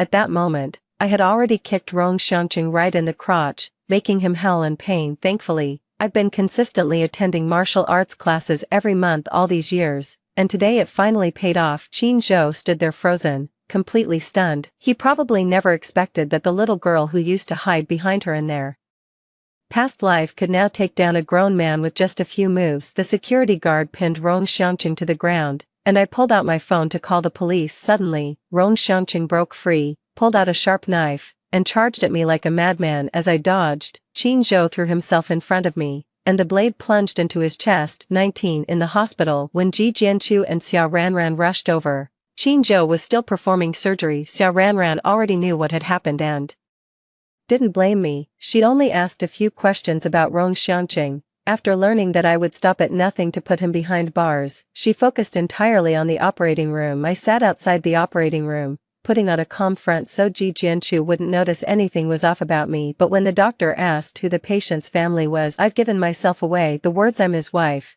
nearly escaped my lips. People hurried past the operating room, but only Ji Jianchu caught my murmured words. His expression remained unreadable as he stared intently at me, showing no trace of anger. It felt like the calm before the storm. I didn't dare look at him, nor did I know how to explain. In the early morning hours, Qin Zhou was out of life-threatening danger. We went home in complete silence. The moment I stepped through the door, Ji Jianchu pulled me into his embrace. His hands gripped my shoulders, his emotions teetering on the brink of collapse. Rong Xinyue, you're driving me insane. How far did you go with him? Was it here or here? He kept double-checking, completely unaware of his own strength. I furrowed my brows and grabbed his hand. Stop being ridiculous. As if possessed, he swept me into his arms and carried me straight to the bathroom. When I woke the next morning, Ji Jianchu was gone. He'd taken everything with him, leaving only a single key behind. I didn't send any messages to beg him to stay. After handling the Rong Xiangqing matter, I went to work as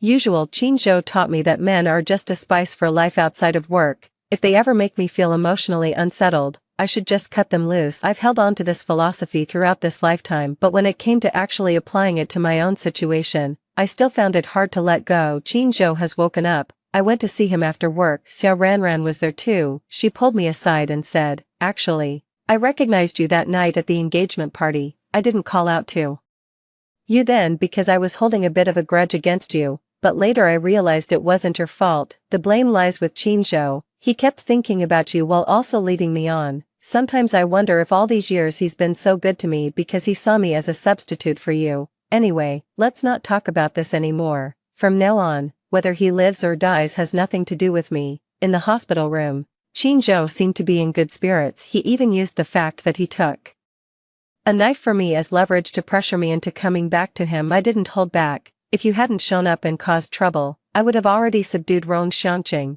Qin Zhou's eyes couldn't hide his disappointment. He smiled wryly. "But I heard from the nurse that I'm your husband." I frowned, wishing I could slap my past self from last night. "Crescent, you still love me?" Qin Zhou looked at me, his eyes sparkling with delight. "In love, to be precise, it's more of a habit from age 14 to 30. Qin Zhou occupied the greater part of my life, so long that it will take me 10 years, 20 years, perhaps even longer to forget how he worked day and night in a sweltering factory in Nanjing, tightening screws, just so I could have my own computer at school like everyone else. Forget how he bought me expensive professional attire and handbags so my colleagues wouldn't look down on me, while he himself wore faded short-sleeved shirts. Forget how we used to squeeze into that damp, dim rental in the urban village, him calling me wifey over and over, me never tiring of answering hubby back. Forget how our greatest joy back then was riding our electric scooter to the riverbank on summer nights, just to feel the breeze. We had nothing to our names back then,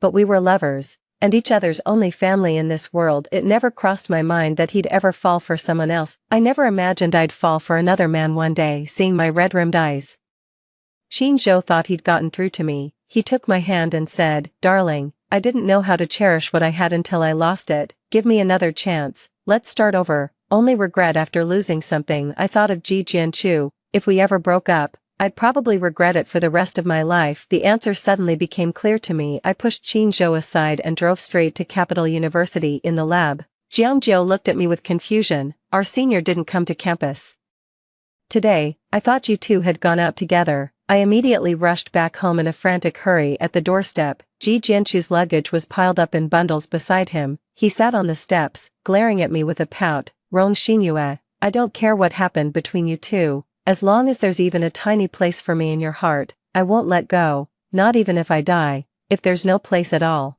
Even if you treat me as a casual fling or a backup, I'm still not leaving. I couldn't help but chuckle. Who runs away from home and comes back the very same day? Ji Jianchu flushed bright red. Yeah, this is all I amount to. Go ahead and laugh if you want. I let out a chuckle, crouched down, and wrapped my arms around him. Ji Jianchu, I just realized, I really, really like you. His eyes widened in excitement. What did you say? I didn't catch that. I leaned in closer and said it again. He was pushing his luck. What? That's enough. I gave Su Yan a call that evening. Officer Su, if Ji Jianchu and I ever have a falling out someday, would you? Su Yan found out about me and Ji Jianchu before I could even finish my sentence. She cut me right off. Xingyue, you're like a sister to me too. No matter what happens between you two, I'll always be family. Don't be scared, your big sister's got your back. Those words made me burst into tears instantly. It felt like after all these years, my heart had finally found its home. But before the warmth could even settle in, an angry voice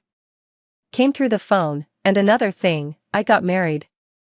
I didn't die. What's this about you not coming home for a year and a half? Don't think you can just send money to my account every month and call it even. Perfect timing, you'll both be on break soon. Come back together, and I'll have your brother-in-law cook you something delicious. 20. After Qin Zhou was discharged from the hospital, he came to my neighborhood looking for me several times. I didn't want Ji Jianchu to get the wrong idea, so I invited him inside to clear the air on the balcony. Qin Zhou kept rambling on about our relationship, trying to get me to stay. I asked impatiently, Qin Zhou, do you know how I died in my past life? He stared at me blankly, as if he had forgotten all about it. His mouth hung open for a long moment before he managed 2 words. What? Suicide, depression. I lifted my wrist and said it casually, right here. I remember that rusty piece of metal wasn't even sharp. I hid under the covers from dusk till dawn, cutting for so long until I finally ran out of strength. But you, at my most desperate moment, you were honeymooning in Hawaii with Xiao Ranran, so what makes you think I'd ever forgive you? The moment I finished speaking, Qin Zhou fled in a panic, and never came back. See, even he couldn't handle it. That night, Ji Jianchu kept kissing my wrist over and over, tirelessly. I knew he heard it. I didn't call him out on it, just covered his eyes and said, alright, we have to go back to Haicheng tomorrow morning, if we're late. Su Yan will give us an earful again. Ji Jianchu held me tight, his voice trembling as if on the verge of tears. Rong Xingyue, I'll treat you right. I chuckled. Deal. Past life side story. Qin Zhou. Rong Xingyue was dead. His assistant called him late at night. His first thought was that with her gone, he could finally marry Xiao Ranran. Xiao Ranran had just fallen asleep, so he took the phone to the balcony to avoid disturbing her. He immediately confronted his assistant. Don't you know it's the middle of the night in Hawaii? The assistant was clearly taken aback and repeated, it's President Rong, he's dead. He replied impatiently, I heard you the first time. It suddenly occurred to him that there were many of Rong Xinyue's people in the company, so he softened his tone to avoid appearing too heartless. Understood. Find a good burial plot and arrange a dignified funeral. I'll be back tomorrow. Qin Zhou had remained largely unaffected by Rong Xinyue's death, until the 10th anniversary of her passing. Whenever he looked at his daughter with Xiao Ranran, his thoughts would drift to the child Rong Xinyue had lost. That was a girl too. After Rong Xinyue found out about him and Xiao Ranran, she went to the hospital and had an abortion. That was the child he had been looking forward to for 6 months. He only slept with Xiao Ranran once. How could she bring herself to abort their child? He absolutely loathed Rong Xinyue back then. It was also the first time he laid hands on Rong Xinyue. To this day, he still remembers the look on her face and her words. If we have this child, should we let her grow up watching her parents argue every day like I did, or are you planning to have her call Xiao Ranran mom? Rong Xinyue was crying hysterically. The words seemed to strike a chord with what little conscience he had left. He held Rong Xinyue and told her, we can have another child. In truth, he still loved Rong Xinyue at the time. His affairs with other women were merely casual flings. As long as she let bygones be bygones, he would turn over a new leaf. Once you cross that line, it becomes a habit. He ended up bringing his mistress to the office. Xiao Ranran was young and charming, always knew how to sweet-talk him, and he adored that about her. Unlike Rong Xinyue, who was always preoccupied with work and had such a sharp tongue, and after getting pregnant, she'd fly off the handle at the slightest provocation. Nothing like the lively and fun person she used to be. That's what Qin Zhou thought 10 years ago. A decade later, when Qin Zhou's company ran into operational issues, he kept thinking how great it would be if Rong Xinyue were here. She could solve any problem with ease. He started looking down on Xiao Ranran for her lack of education, seeing her as someone who idled around all day and only knew how to act cute. That day, he had another argument with Xiao Ranran. He went to visit Rong Xinyue, though he had sent people to tend to her grave every year. This was the first time he had come in person. Leaning against Rong Xinyue's tombstone, he gazed at the beautiful scenery around and felt the money was well spent. He suddenly felt like crying. From childhood, Rong Xinyue's greatest desire was to have a home of her own, but after being with him, they spent most of their time living in rented apartments. After years of hard work, she had finally saved over 4 million for a down payment, only for him to use it all for his startup later, when he made money and bought his own place. Rong Xinyue spent months painstakingly renovating it, but before she could even move in, he had her committed to a psychiatric hospital. He buried his face in his hands, weeping uncontrollably, and stayed there all night. The next morning, he ran into Rong Xinyue's mother and learned it was the anniversary of her death. Her mother hurled all sorts of insults at him, but none of it registered, except the word suicide, which pierced through everything else. He asked in disbelief, "Suicide? I thought she died of an illness." At this, Rong Xinyue's mother knelt before the grave, wiping away tears. "If only I had known you'd meet such a scoundrel, I would have taken you with me even if it cost me my life. I was too selfish. In the next life, our Xinyue must find a good mother." Qin Zhou fled in panic after hearing that. He had always known Rong Xinyue was feigning madness to keep him, which was why he sent her straight to the psychiatric hospital. He thought she would only last a couple of days before agreeing to divorce him. How could someone as fiercely attached to life as Rong Xinyue ever commit suicide? All these years, he thought she had died of an illness. He went to the psychiatric hospital where Rong Xinyue had been staying and only found out after asking. Rong Xinyue suffered from severe depression, had long shown signs of self-harm, and didn't want to live. It was only because a fellow patient often kept her company that she managed to hold on for one more year. That night after returning home, he dreamed of Rong Xinyue again. In fact, he had been dreaming of her frequently over the past few years, always the same dream, only this time, the dream felt more vivid. In the dream, both he and Rong Xinyue were reborn into their youth, but the one who traveled back in time was the 32-year-old Qin Zhou. He still didn't know Rong Xinyue had already died, and he treated her terribly. A decade had passed in the dream before it finally dawned on him. But by then, Rong Xinyue had already left him for good. Like a thief in the night, he secretly watched her walk down the aisle with another man, get married, and start a family with a lovely daughter. He stumbled along the roadside, completely unhinged and out of his mind. In the end, he was struck and killed by an out-of-control truck. Qin Zhou jolted awake from his dream, drenched in cold sweat. He wiped his brow and found his hand covered in crimson blood. The wail of an ambulance siren pierced his ears. The realization finally hit him. This was no dream. He had actually been killed by the car. Story 2. My mother said she was a raider, and if she couldn't make my father fall in love with her again, she would be eliminated by the system, completely wiped out. I secretly told my father, but my father said, "Then let her die." My mother also heard these words. She didn't cry but just gently hugged me. Later, my mother really died, but my cold and heartless father went crazy. My mother had been sleeping for a very long time. It was already time to send me to kindergarten, but she still hadn't woken up. I touched her body. It was cold and stiff. It didn't have the warmth and softness of usual. "Mom, I'm hungry." I shook her hard, but she still didn't open her eyes. She wasn't like this before. In the past, even if I just made a little sound, she would immediately wake up, hold me in her arms, and gently soothe me. But now she was sleeping so soundly. I pulled the quilt to cover her properly, then climbed out of bed and picked up the phone to call my father. My father hadn't come home for several days. Aunt Lynn, the neighbor, said that his first love had divorced and come back last month, and he didn't want me and my mother anymore. Aunt Lynn also said that my mother looked very much like his first love, and my father must have married my mother because he mistook her for his first love. I didn't know what a first love was, so I ran to ask my mother. After a long silence, my mother said, "That is something that has never been obtained, and something that is in the past." I didn't understand. I began to dislike the moon, because it took my father away from me too. In order to prevent me from using the phone, my mother set a password for it, and I couldn't call my father. I held the phone in front of my mother's face, but the phone didn't open automatically as it usually did. I said to the phone, "Siri, I won't secretly watch cartoons anymore.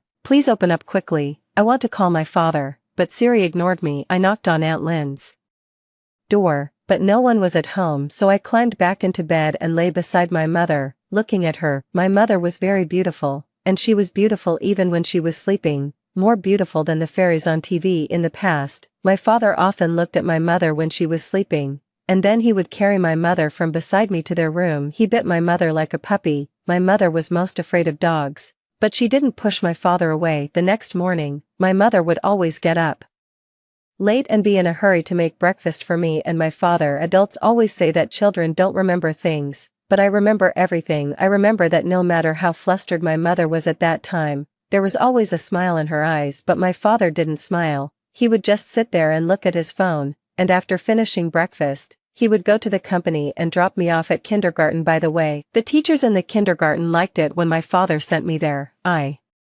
heard them say that my father was the most handsome among all the fathers, tall, handsome, and rich, just like a star. They also said that my father was cold and indifferent to people, and he would be more perfect if he were a little more gentle. I didn't think they were right. Obviously, Song Muen's father was the most handsome. Every time Song Muen's father sent him to kindergarten, he would carry him on his shoulders. How cool, while my father would just lift me out of the car and let me go into the kindergarten by myself. 3. I took out the photo in my mother's hand. We took this photo at the art museum a few days ago. My father originally had something to do and didn't want to go with us, but my mother grabbed him and said, "Just take one more photo. Yaya can look at it when she grows up, otherwise, it would be so pitiful." I saw tears in my mother's eyes, but she held them back and didn't cry. My father finally agreed. In the photo, my mother was holding me in a princess dress and leaning gently on my father's shoulder. My father didn't push my mother away. He quietly let her lean on him. Among the three of us, I was the one who smiled the happiest. Before going to bed yesterday, my mother held me and we looked at this photo together. She kissed my face and said,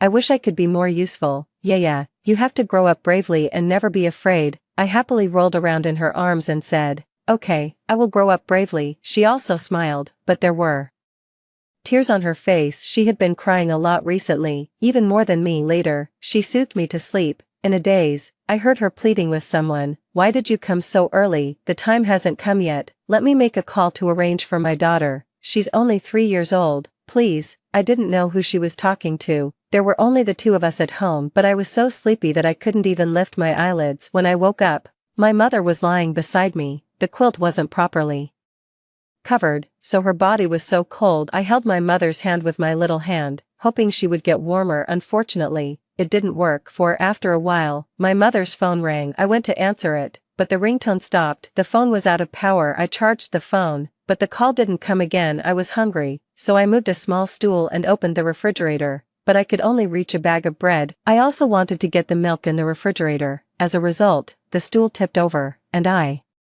fell heavily. "Mom, it hurts," I cried and went to find my mother. My mother still didn't wake up. She was clearly the most afraid of me falling or getting hurt. I cried until I was tired and then fell asleep beside my mother. Then in my dream, I heard my father's voice. No, it wasn't a dream. My father had really come back. I opened my eyes and indeed heard the sound of entering a password. The door was opened, but my father didn't come in, only his voice came. Yaya's kindergarten called and said she didn't go to school. I came back to check. "Don't worry, it's like this just after the surgery. You go and ask the doctor first. I'll come to find you right away." He was on the phone, and his tone was so gentle. He had never spoken to me and my mother like this before. He was always plain with us, and sometimes even cold. "Father." I climbed out of bed beside my mother and ran out. My father frowned when he saw me. "Why aren't you dressed? Where's your mother?" I stopped and didn't dare to go over, standing at the door of the bedroom.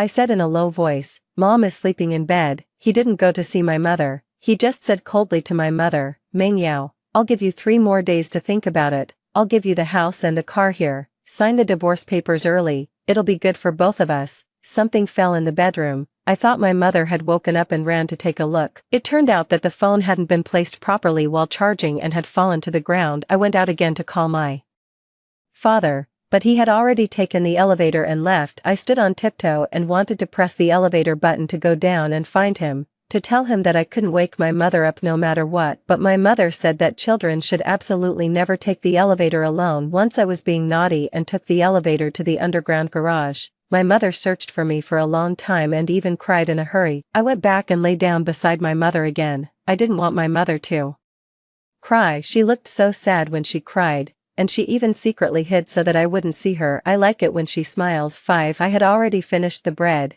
and I could only drink water. Even after drinking water, I was still hungry, and my mother still hadn't woken up. I thought my mother was sick. When I was sick, I also slept a lot, but I would get better after my mother fed me medicine. I found the medicine I took when I was sick and fed it to my mother. My mother didn't open her mouth, and it was very difficult for me to stuff the medicine in. I was sleepy again and fell asleep next to my mother. When I woke up, kindergarten was already over. I squatted on the balcony and looked down. Song Muen was being carried on his father's shoulders, and his father's other hand was holding his chubby mother. Song Muen said that his mother wasn't fat but pregnant, and he would soon have a little brother or sister. I also wanted to have a little brother or sister so that we could play with toys together and go to kindergarten together. When Aunt Lin came to visit, she also said to my mother, "Yaya is 3 years old, you and Xiao Jiang can have another child. He's the only son in the Jiang family, and with his good conditions, he's easily coveted. It's more secure for you to have another child." My mother said, "A relationship tied down by a child isn't reliable, and he's very busy with the company recently."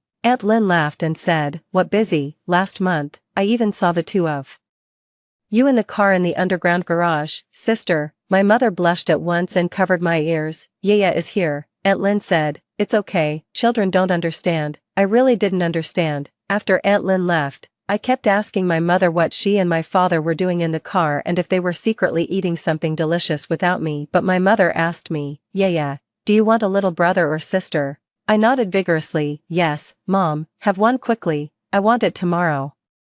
My mother touched my face. "Well, it's good, with a little brother or sister, Yaya won't be alone." My mother told me that she was an orphan since she was a child and was very afraid of being alone. She also told me that she had a serious illness in her own world and didn't have much time left. A fairy called the system sent her here. As long as she could make my father fall in love with her, she could stay here healthily and accompany me and my father forever. "Then does Dad like you?" I asked her. My mother didn't answer me. It seemed that she didn't know either. 6. That night, my mother cooked delicious food and then soothed me to sleep before my father came back. But as soon as my father came back, I woke up immediately. I wanted to tell my father that he must like my mother, and then we could be together forever. I opened the door and saw my mother in a red dress pouring wine for my father. My mother is so beautiful, but my father pushed my mother away. "What are you going to use?"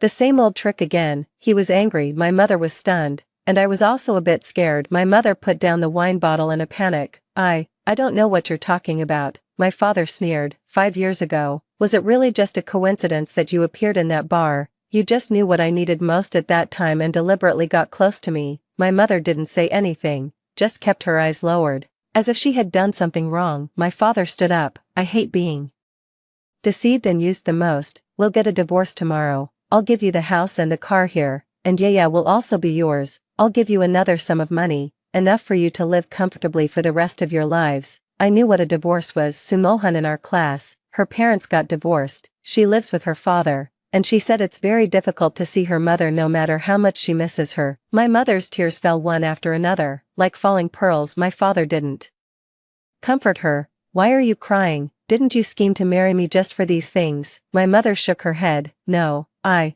don't want these things. Even if you didn't have all this, I still like being with you." My father didn't believe her, and he left. He left my mother standing there alone for a long time. She said to herself, "You've forgotten. At that time, you held me and told me not to leave. You said you liked me very much. That was the first time I was liked by someone." 7. Mom, I also like you very much, I said to my mother. My mother closed her eyes and didn't respond to me. I kissed my mother's face. My mother liked it when I kissed her the most. She said I was her little angel, a treasure more precious than her own life. Then I smelled a strange smell on my mother. I didn't like this smell. My mother was always clean, fragrant, and soft, and she had never had such a smell before. I went to the bathroom and brought the body wash my mother usually used and smeared it on her body, but it only smelled nice for a while, and then the strange smell came back. "Mom, wake up." I couldn't help crying. The more I cried, the sadder I became. It thundered and rained outside. I was most afraid of thunder and hid under the quilt, too scared to come out, but my mother said that I should grow up bravely and not be afraid. I climbed out of the quilt again and wanted to call my father again,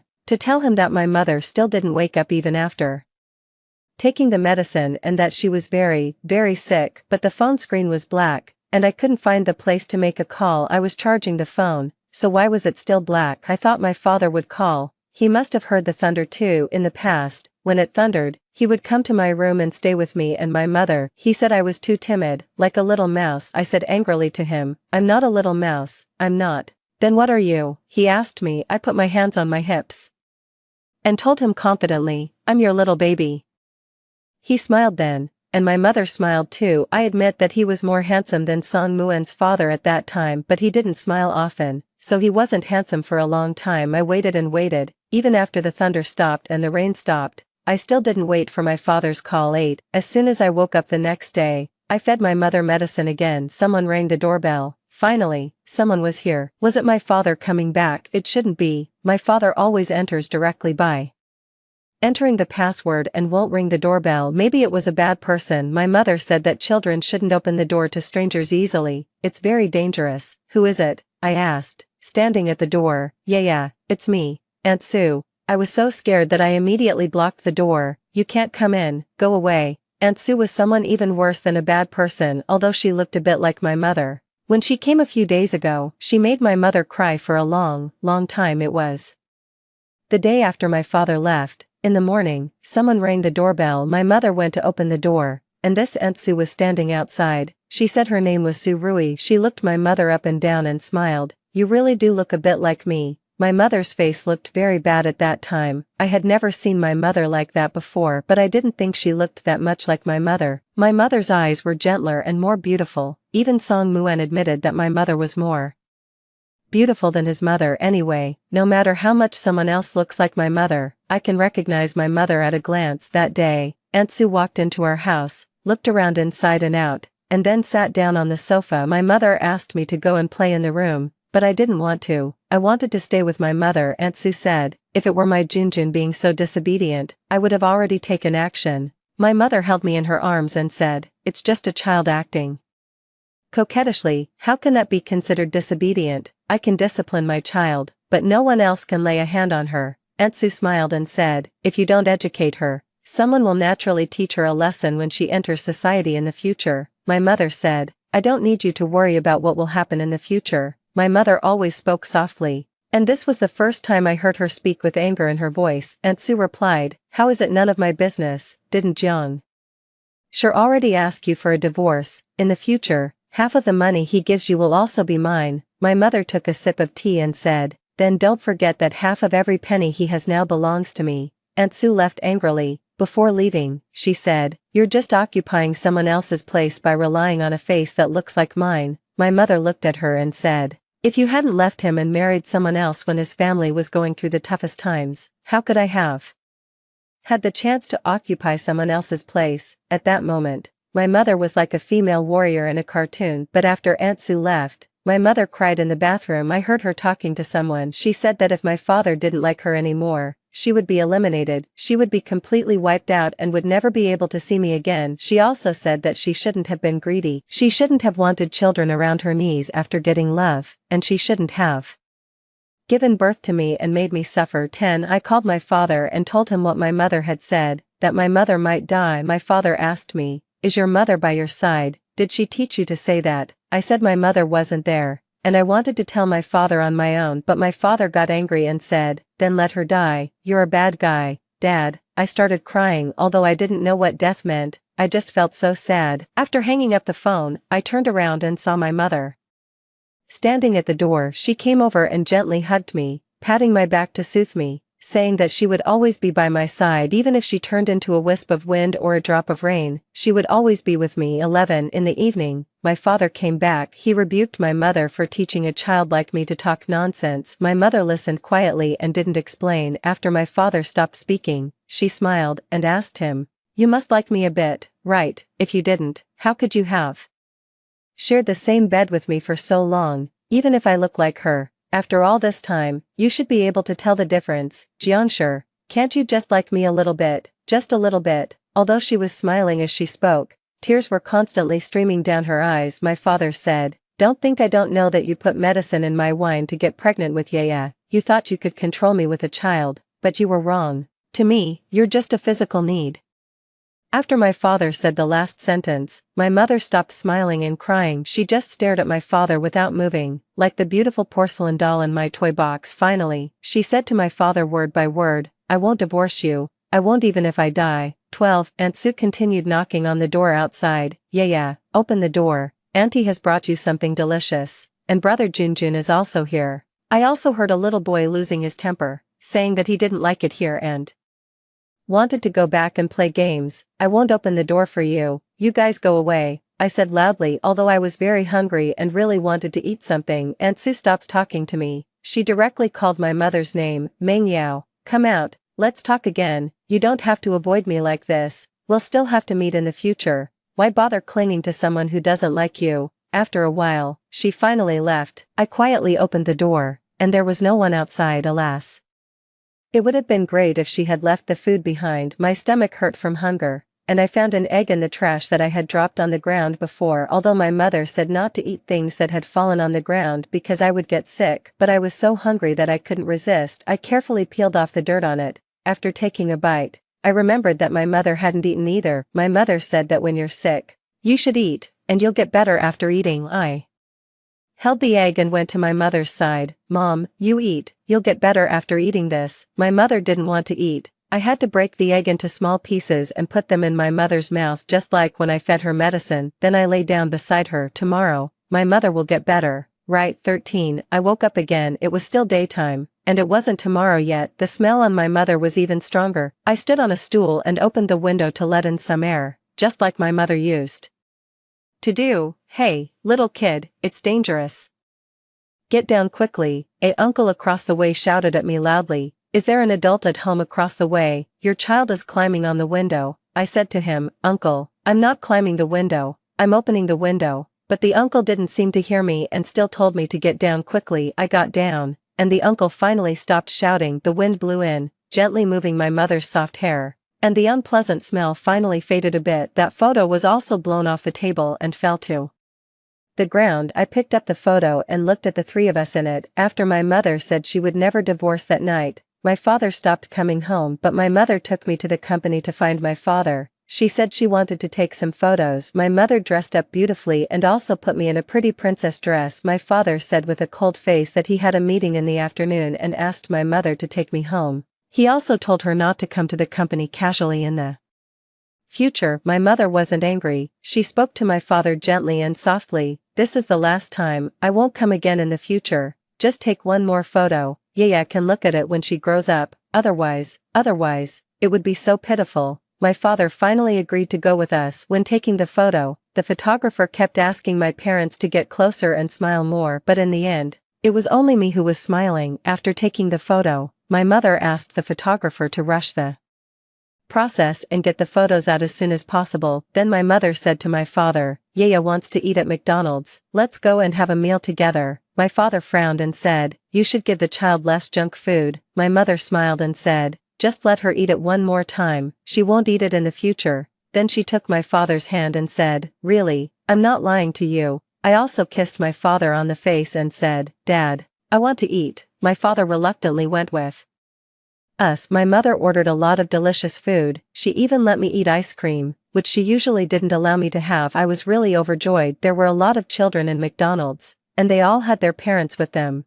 but I thought I was the happiest one among them. I had cream all over my mouth. My father took a tissue and wiped my mouth for me, and my mother took a photo of us beside us. My father asked what was so good about taking a photo. My mother said it was interesting. Finally, she even asked someone else to take a photo of the three of us together. On this day, we took more photos than we did in the rest of our lives. 14. When the sun was setting, we also went for a walk in the park. My mother bought me a rabbit-shaped balloon. I sat on my father's shoulders, holding the balloon and singing merrily. The people around said that we were a happy family. My mother also took my father's arm. My father said, "Don't think you can change my mind like this." My mother replied to him in the afterglow of the setting sun, "I know, there won't be a next time. The setting sun that day fell on the river, and it was very beautiful. My mother told me that this was called half the river shimmered green and half the river glowed red, and it was the most beautiful scenery in the world. If I had known that it was the last time I watched the scenery with my parents, I definitely wouldn't have dozed off at that time. I would have looked at it carefully and remembered it well in my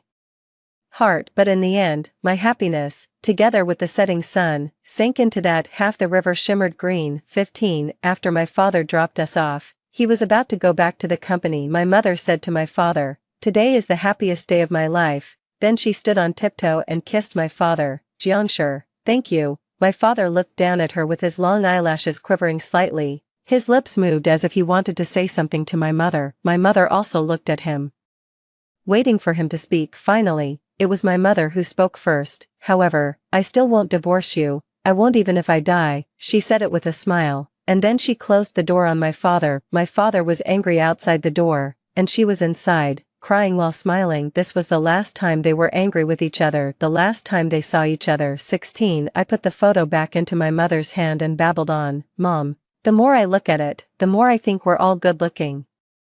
Mom, let's go and take photos again on my next birthday. If we go every year, can I watch myself grow up little by little?" I thought so, and I could also watch my mother grow up too. The wind was a bit strong, so I pulled the quilt to cover my mother properly. Her hair was also messed up by the wind. I found her favorite pearl hairpin and pinned her hair up. Okay, now my mother is a beautiful mom again. Someone knocked on the door. "Is anyone home? We're from the property management." It turned out that the uncles and aunts from the property management were here. I went to open the door, and the uncle who had told me not to climb the window just now was also among them. When the uncle saw me, he immediately said, "It was this child who was climbing the window just now." Fortunately, nothing happened. The property management aunt smiled at me and said, "Little friend, where are your parents?" I replied, "My father is at the company, and my mother is sick and sleeping. Can we come in and take a look?" I nodded and said, "Yes." I led the aunt into the bedroom. The aunt walked up to my mother and wanted to talk to her, but the next second, she suddenly screamed and stepped back. The uncles also rushed in.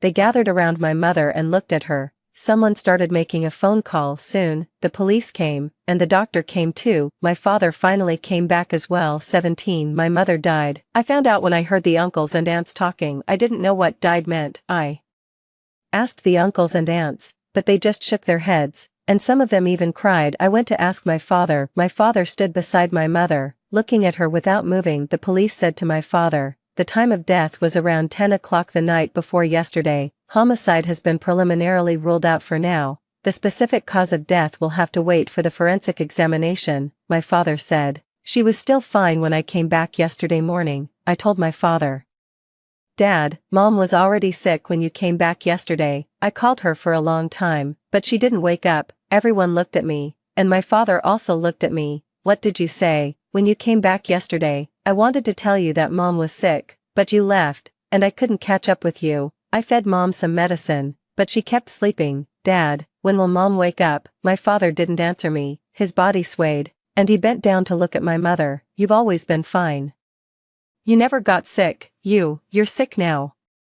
Let's go see a doctor." Suddenly, he picked up my mother and walked outside. 18. In the past, when he carried my mother would always put her arms around his neck and look at him tenderly. But now, my mother's hands were hanging down, her eyes were closed, and there was no longer that tenderness. The uncles tried to stop my father and asked him to put my mother down. "Mr. Jiang, the dead cannot be brought back to life. Please accept your loss. You still have a daughter. Don't scare her."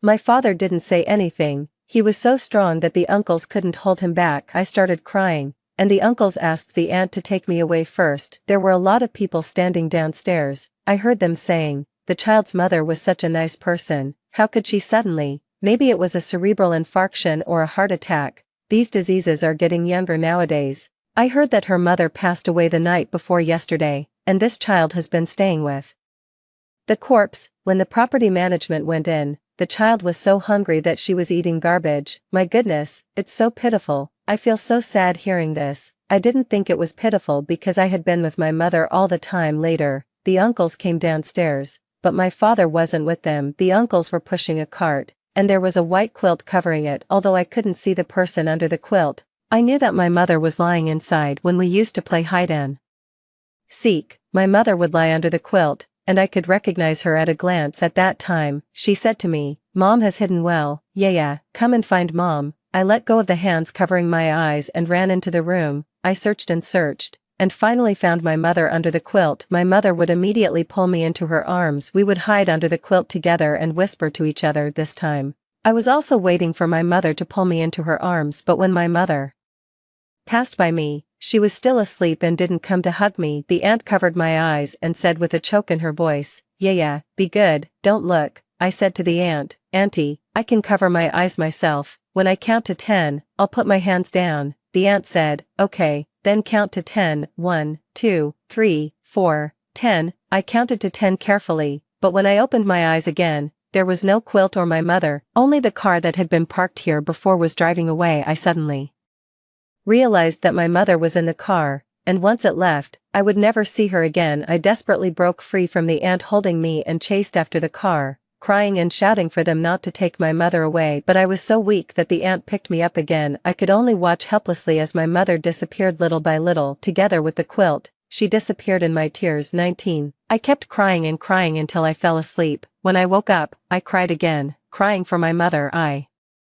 was sent to my grandmother's house. My grandmother was sitting in a wheelchair and sighed. What a pity. My grandmother had always disliked my mother. She said that my mother was another river in my father's life. Because she didn't like my mother, she also didn't like me. In the 3 years I had been alive, I had only met my grandmother twice. My grandmother asked the nanny aunt to give me a bath. The nanny aunt said she didn't dare to bathe me, saying that there was a taboo in her hometown.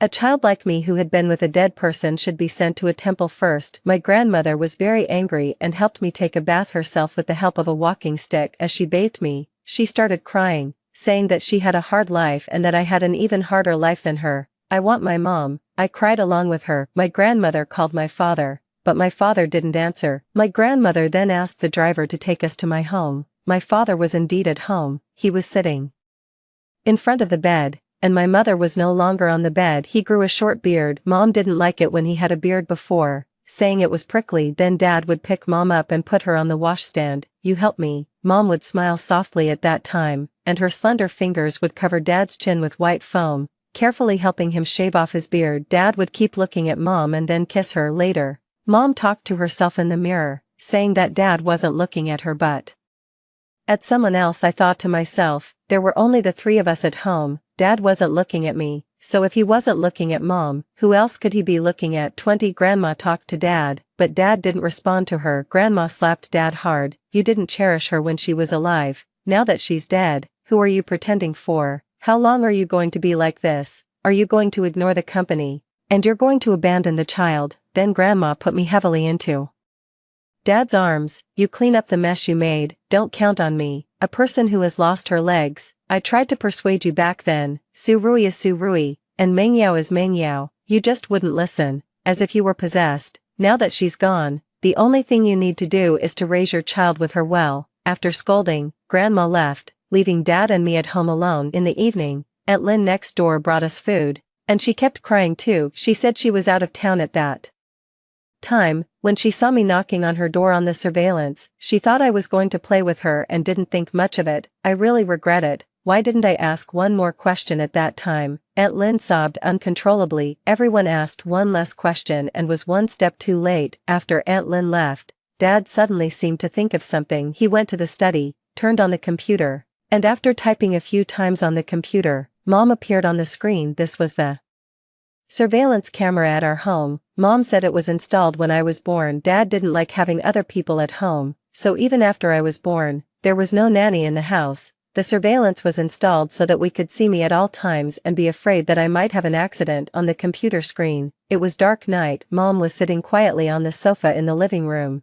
A funny program was playing on the TV, and the audience was laughing loudly. Mom, who used to love laughing, didn't smile. She picked up the phone several times but put it down again. Then I came out rubbing my eyes, leaned against Mom's arms, and continued to sleep. Mom held me and looked at me for a long time. 21. While Dad was watching the surveillance, I fell asleep beside him. When I woke up, Dad was still watching. On the computer, Mom and I were lying on the bed, and Mom was telling me a story with the photos sent by the photo studio. This was the last time Mom was alive. "Mom, how did you meet Dad?" I asked Mom on the computer. Mom tucked her soft long hair behind her ears. It was an inevitable fate. I didn't understand. Then Mom taught me to be brave, told me not to be afraid, and said that even if she turned into rain or wind, she would always protect me. I fell asleep in Mom's arms. I don't know how long it had passed, but Mom suddenly sat up and looked at the air, with a pleading expression on her face. She was talking to someone, but suddenly the sound on the surveillance cut off. We could only see Mom falling off the bed in pain, picking up the phone, and dialing a number. But the other party hung up quickly. She typed a line of words again, and then she couldn't hold on any longer and fell down. But she struggled to get up and crawled towards me on the bed. Little by little, she finally crawled beside me and fell down, pulling the quilt to cover my little belly. Finally, she wanted to touch my face, but she suddenly lost her strength and there was no more sign of life. But I didn't know anything. I was sleeping sweetly beside her. Dad slapped the computer hard, but it was useless. After thinking about it, I still told him, I know what Mom said. I heard it. Dad immediately asked me, what did Mom say? Mom said, why did you come when the time hasn't come yet? My daughter is only 3 years old. Let me make a phone call to arrange for her. And she also said, I couldn't remember clearly. I was too sleepy at that time. Dad held my face in his hands and looked into my eyes. Yeah, think carefully. I tried my best to think and finally remembered that what Mom said at last was, I regret falling in love with Jiangshi. If I had known it would be like this, I wouldn't have come here. Dad listened blankly, and then he pushed me away. He said angrily that I was lying, that I was just a child and definitely couldn't remember so many words, and that I made it all up. I said angrily that I could remember, and that's exactly what Mom said. Dad didn't say anything. He found Mom's phone. He flipped through Mom's phone. I don't know what he saw, but in the end, he also shed tears. I had never seen Dad cry before. It turned out that when he cried, he was also this sad. 22 later, Grandma told me that Mom's last phone call was to Dad, but it was hung up by someone. The last message was also sent to Dad, and the content of the message was, come home quickly. Mom might have been in a very urgent condition at that time, so she only sent these 3 words, but there was no such message on Dad's phone. It had been deleted by someone. Mom's cause of death was finally confirmed as sudden cardiac death on the day Mom was buried. It was drizzling and there was a gentle breeze. I said to the tombstone, Mom, I see you. The adults around were all startled and whispered among themselves. Dad squatted down and asked me, where is Mom? Pointed out to Dad. He believed me and thought Mom was really there. I stretched out my hand to catch the raindrops. This is Mom. She said she would turn into a gentle breeze and drizzle too. Accompany me. My mom never lies to me. 23 Dad still lives at home with me, although the people around him all advised him to move away. Even our home was said to be a haunted house. Dad didn't care. He only lived in those surveillance videos and the photos Mom took. It used to be Mom who often looked at these, and now it's him. It used to be Mom who sat in the living room all night, and now it's him. After having breakfast, he would say, Meng Yao, where's my tie? No one responded to him. He stared blankly at the bedroom where he and Mom used to live, and finally went in himself to find the tie, and then sent me to kindergarten. But not long after the class started, Grandma asked the driver to pick me up, saying that Dad had a car accident on his way to work and it was very serious. When we rushed to the hospital, the doctor was rescuing him. Grandma said to the doctor, just tell him that if he dies, his daughter will really become a child without parents. Ask him again, for a 3-year-old child and a disabled old woman like me, how are we supposed to live? Dad was finally rescued. I stood beside him, and he hugged me tightly in his arms just like Mom used to do. He said, don't be afraid, Dad won't leave you. Grandma heaved a sigh of relief, but Grandma also cried secretly. Later, Aunt Sue came, but Grandma didn't let her see Dad. Aunt Sue came to our house and smiled at me, saying, yeah, let me be your mom. The nanny Grandma hired by Dad protected me behind her and asked loudly, who are you? What do you want to do? I'm telling you that abducting a child will be punished by law. Aunt Lynn also came over to stop her when she heard the commotion. Go away quickly. What are you doing harassing the child here? Aunt Sue said, I just think she's pitiful and came to see her. Jiangshi and I will get married sooner or later. When that happens, I'll have to raise this child. Aunt Lynn pushed her out. Pitiful. I think you're despicable. Don't think we don't know that.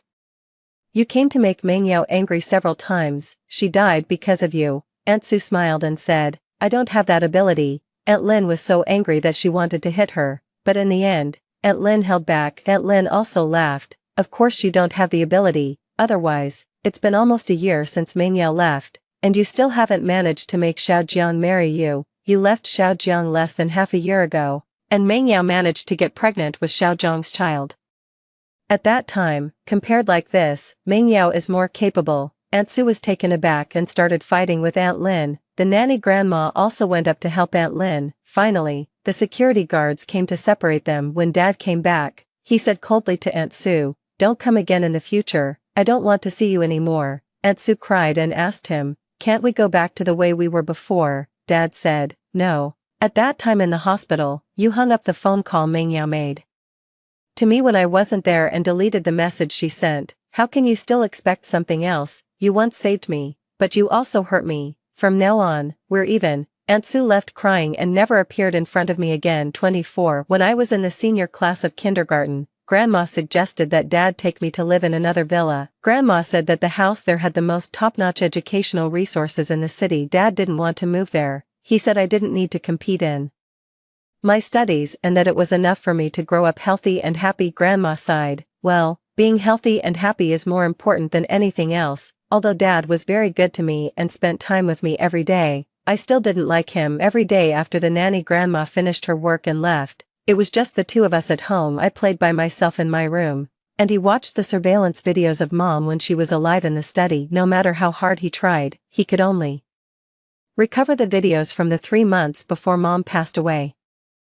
Except for the last few days when they had an argument, most of the time during those 3 months was peaceful. In the morning, Mom would make breakfast and wake me and Dad up. After breakfast, Mom would tidy up at home, and Dad would send me to kindergarten. When Dad and I were both out, Mom would start drawing. She liked drawing comics and then uploading them to the website, which attracted a lot of fans. I once saw those comics on Song Muen's computer. It was a story about a seriously ill girl who met true love. The girl was tricked into a bar by her classmates and almost bullied. The young man beside her stepped in and saved her. The girl fell in love with the young man at first sight, and the young man didn't reject her love. The two of them went through ups and downs together. At the end of the story, the girl recovered from her illness. The young man truly fell in love with her, and they had a daughter. The family of 3 lived a plain and happy life. Song Muen said, "It's so boring. It's not as good as my Ultraman, but I cried when I read it. I knew that Mom drew it about herself. It was how she imagined herself. Mom once told me that she wasn't from our world. She had a serious illness in her own world and was sent here. I once told this to my favorite teacher. The teacher told Grandma,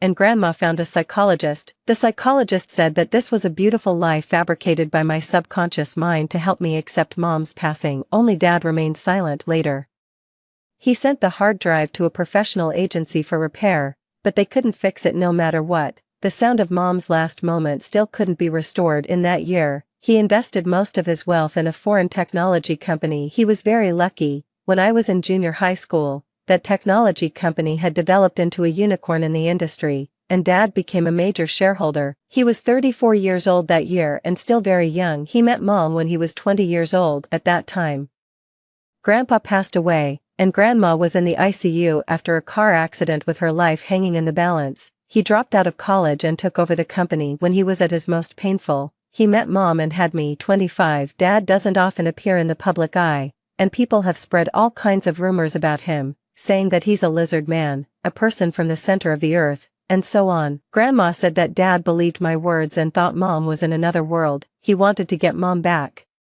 so he switched to the field of technology. Grandma also said that he was so stupid because technology and the soul are contradictory. If he wanted to find someone, he should study metaphysics. He was just daydreaming. He wasn't a god. He was just a poor wretch who only knew how to regret after losing something. Only I know that what he's really doing is combining cloning and artificial intelligence. These are not allowed internationally. After Dad became a major shareholder, I was brought to study by his side and lived with him in a big villa by the sea. I found a high-tech room in the basement of the villa, and there was a lifelike Mom in the room. I touched her skin, and it was as warm and soft as my mom's, and the fragrance was the same too. She even had a heartbeat. I secretly observed her several times. She would smile at Dad gently just like Mom did, help him shave and tie his tie, and also cook delicious meals. Dad often stared at her in a trance, so much so that he didn't even notice.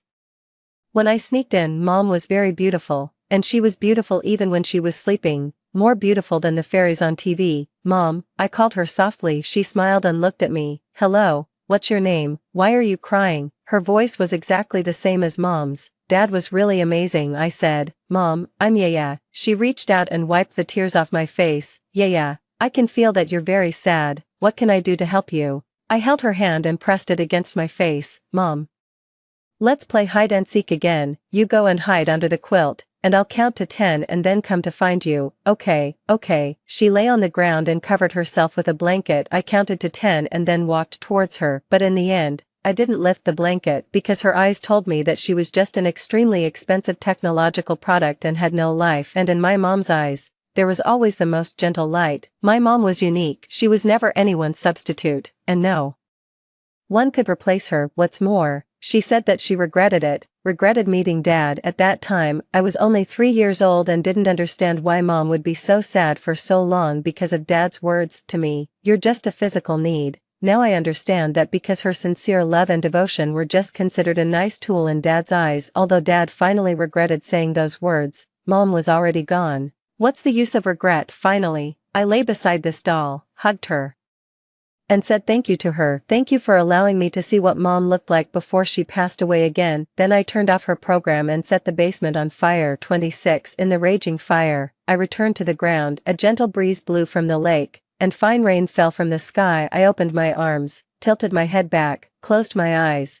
and felt the gentle drizzle and the breeze. My mom never lies to me. No matter if it's at the ends of the earth or in a foreign land, she has always been by my side. Story 2. I had traveled back in time to when my boyfriend was in high school. He was being beaten, his head bleeding, as he shakily tried to pick up a steamed bun from the ground. I told him, "I am your future wife." With bloodless lips, he murmured, "Then say you love me, say you'll never leave me." On the eve of our wedding, I returned to my boyfriend's high school days in a narrow alley. Shin Sixing was being forcefully pinned down, his head slammed against the ground by someone clutching his neck fiercely. He didn't resist or struggle. It seemed he was used to it, resigned to the routine abuse. His face was calm, blood freely flowing from his wounds, while onlookers laughed heartily. The aggressor, someone I recognized, was Shin Sixing's stepbrother, Shin Jinbai. "Look, Shin, he's like a dog," one taunted. "With that little spirit, he'll never threaten you." Another jeered. Shin Jinbai just smiled,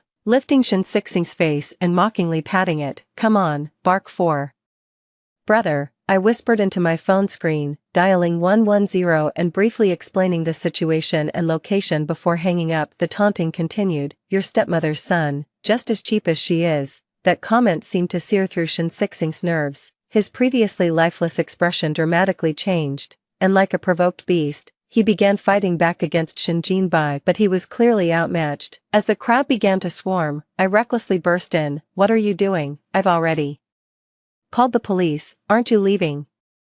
My gaze deliberately swept over their school uniform badges. "Is this how students from Chinan No 1 middle school behave?" Shin Jinbai scoffed. "Damn, someone really loves to meddle." He pushed Shin Sixing away, left a harsh threat, and led his group away in a hurry. As he passed by me, he gave me a thorough look. I knew he was judging my social status by my clothes and appearance. Fortunately, since I had traveled back in time, I hadn't lost any of my belongings. That's probably why Shin Jinbai left so abruptly. I stared blankly at Shin Sixing. Separated by years, I suddenly found myself in a part of his life I had never known. He seemed utterly indifferent to everything that had just occurred, his hands trembling as he reached for the steamed bun on the ground. Despite being wrapped in a plastic bag, the dirt on it was enough to make me frown. Moreover, the bag seemed to have also picked up some mud. I walked over and crouched down, pressing his hand. Shin Sixing, expressionless, looked up, his fingertips quivering slightly. It was then I noticed how frighteningly cold his hands were. His frame was thin, his complexion pale. "Don't eat that, it's dirty."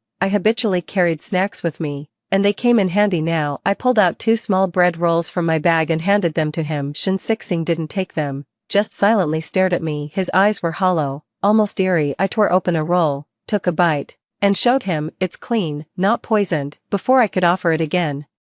Shin Sixing quickly snatched it and stuffed it into his mouth. He swallowed almost without chewing, and with a bit of regained strength, leaned against the wall before reaching again for the steamed bun on the ground. With quick reflexes, I scrambled to pull the bun in front of me. Shin Sixing's attempt was thwarted. A flicker of emotion passed through his eyes as he looked at me puzzled. "It's dirty, can't eat it anymore." Shin Sixing glanced at me. "I'll eat it." "You won't." He was tall but skinny, resembling a scrawny creature with long arms, reaching towards where the bun was. I immediately stood up, and as I was about to throw the plastic bag into the trash can, a small dog appeared out of nowhere. It circled around me, its tail wagging joyfully. Its fur was dry, with bare patches on its body. I opened the plastic bag, broke off the clean part of the bun for it, and threw the rest of the bag and the muddy part into the trash can. Turning around, I met Shin Sixing's disapproving gaze. I sighed internally. Let's go to the hospital, I'll buy you something to eat on the way. Shin Sixing had a severe stomach condition. When we first started dating, my friends teased him,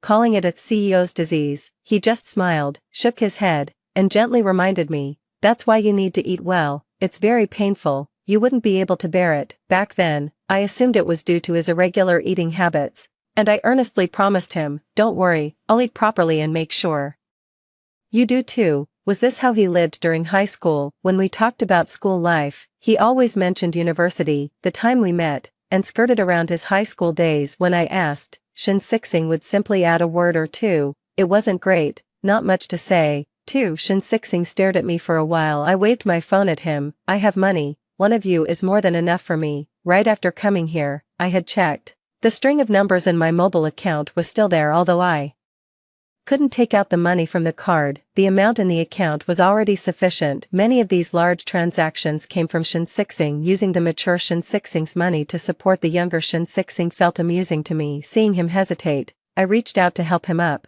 Look at you, what have you become? He was frighteningly light, and I easily helped him stand. He felt like a skeleton draped with skin. Leaning on my support, Shin Sixing stood up without a word, just quietly hanging his head. It seemed he was assessing himself, seeing if he was as thin as I had said. Perhaps the years of hunger and abuse had dulled his thoughts. After a moment, Shin Sixing spoke softly with a hint of grievance in his tone. It's okay, I was thinner before. My heart clenched tightly, feeling a sharp pang of sourness. Then I heard Shin Sixing tentatively say, I'm hungry, after we visit the hospital. You can eat whatever you want, okay? I found myself using a tone one might use with a child. And, doesn't your head hurt? Shin Sixing nodded, then added, it hurts, but I'm hungrier. As I helped him to the taxi stand at the end of the alley, my heart couldn't stop feeling bitter. I had never seen any resentment towards fate in Shin Sixing. It made me assume he had grown up loved, so he neither complained nor was biased. Thus, it was hard for me to imagine how he had emerged from these experiences. How could you still be so accommodating and gentle? While Shin Sixing went for his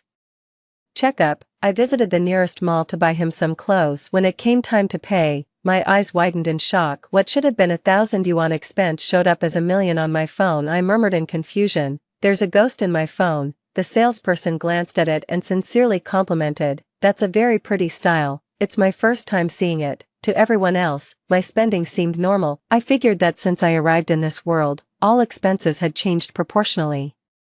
1,000. Not long ago, I had boldly claimed that supporting Shin Sixing was well within my means. His medical expenses of over 3,000 had cost me over 3 million. My face twisted slightly. Shin Sixing's eyes trembled slightly. It doesn't hurt, no need for treatment. Saying that, he tried to hand the medical records and prescribed medications back to the nurse. I quickly grabbed his hand and dragged him outside. While dragging him, I scolded, what are you doing, not seeing a doctor when you're sick? Do you want to become immortal? I secretly reveled in the moment. The things Shin Sixing used to say to me, I vowed to start saying them back to him from today. The person I was pulling suddenly stopped. What's wrong? Shin Sixing's voice was muffled. Hungry, I'll take you to eat now. But the doctor said you should start with something light and easy to digest, and you shouldn't eat too much at once. Shin Sixing didn't reply, and I turned around in surprise. He was looking down, focusing on the bag of medications he was carrying. Just as I was puzzled by his behavior, Shin Sixing suddenly looked up at me. His eyes were full of scrutiny, and he blinked. Take the medicine.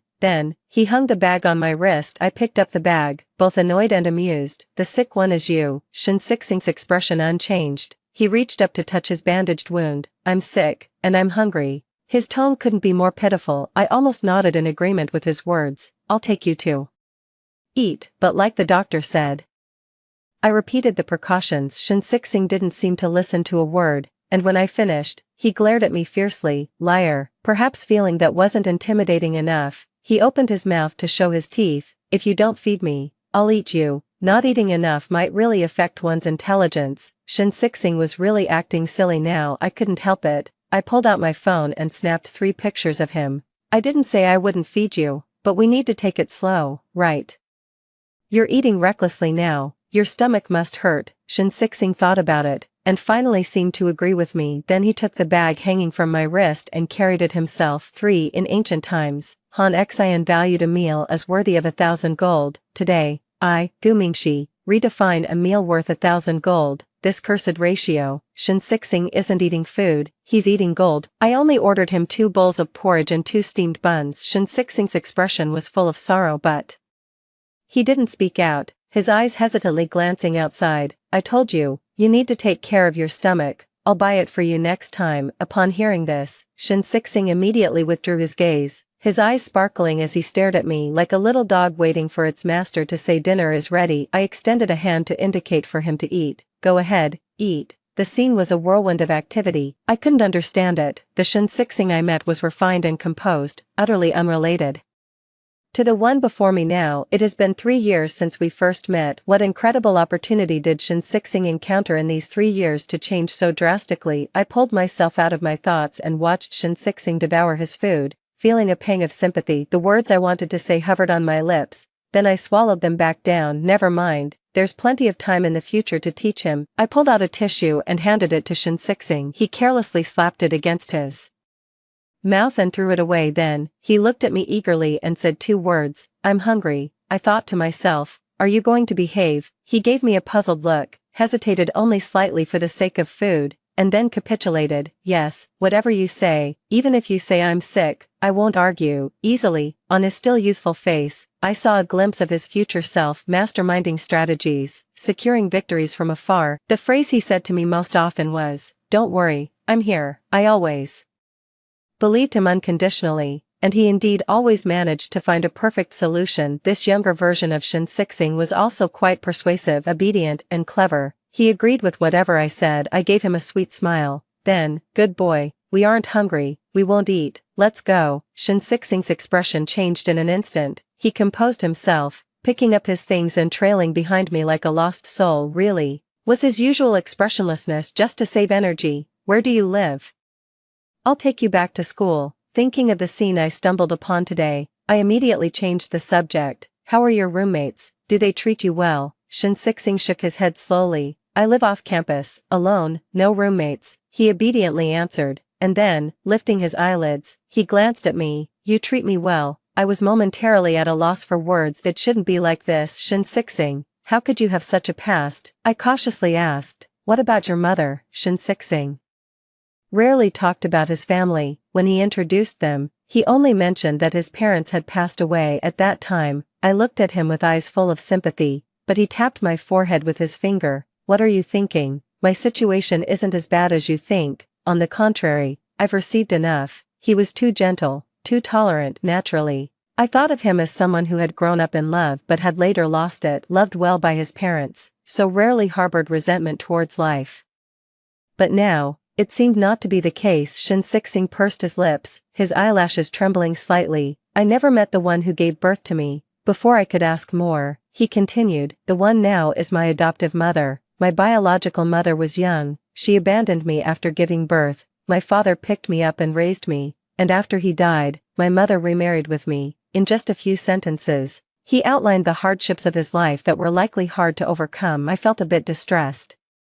Shin quietly watched me for a while, then suddenly bent down. Our eyes met. He was so close, it felt like we were almost merged into one. My breathing faltered for a moment as I heard his deep, melodious voice. Sister, do you feel sorry for me? I was almost at my breaking point. What's wrong? I tried to steady my heartbeat and acted nonchalant. Shin smiled, his attractive eyes curving up. I'm hungry. Those words hit me like a spell, and I quickly covered his mouth. Whatever I say goes. I say you're not hungry. He wilted like a sun-dried flower, visibly dissatisfied, and let out a resigned oh, for it was different from what I had imagined. Shin place wasn't bad at all. The room was tidy and bright, with all necessary appliances. You live here and can't afford food. He carefully took out the medications one by one and arranged them meticulously. It belongs to my uncle, not to me. As if afraid I wouldn't understand, Shin added, Shin Jinbai's father. No wonder I felt the house lacked liveliness.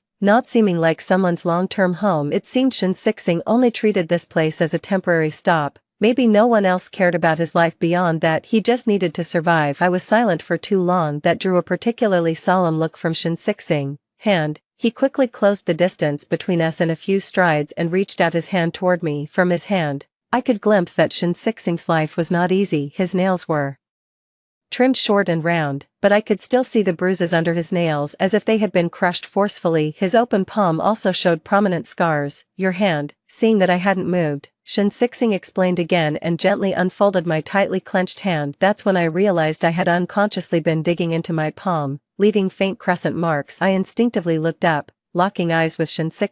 It's okay. Don't be afraid. His voice was low. It was unclear whether he was reassuring me or himself. I'm not as miserable as you think. Memories slowly overlapped, finally settling on the present. Isn't it miserable? Shin was truly a very good person, whether in the past or now. I've always thought so, and that has never changed. I've lived up to today, received an education, no one owes me anything, no one. I echoed his words. From my perspective, he was surrounded by despicable people. His current situation was surely not unknown to his family elders. They simply chose to ignore it. Feigning ignorance, though I was abandoned at birth, I have no reason to resent. My dad said my biological mother was young. She neither had the capacity nor the courage to face the consequences. I understand. My dad took me back, never mistreated me. My mom remarried and took me with her. I now have education and a future. There's nothing miserable about that. Shin expression remained unchanged. He narrated everything calmly, then turned to pour me a glass of water. It's still warm.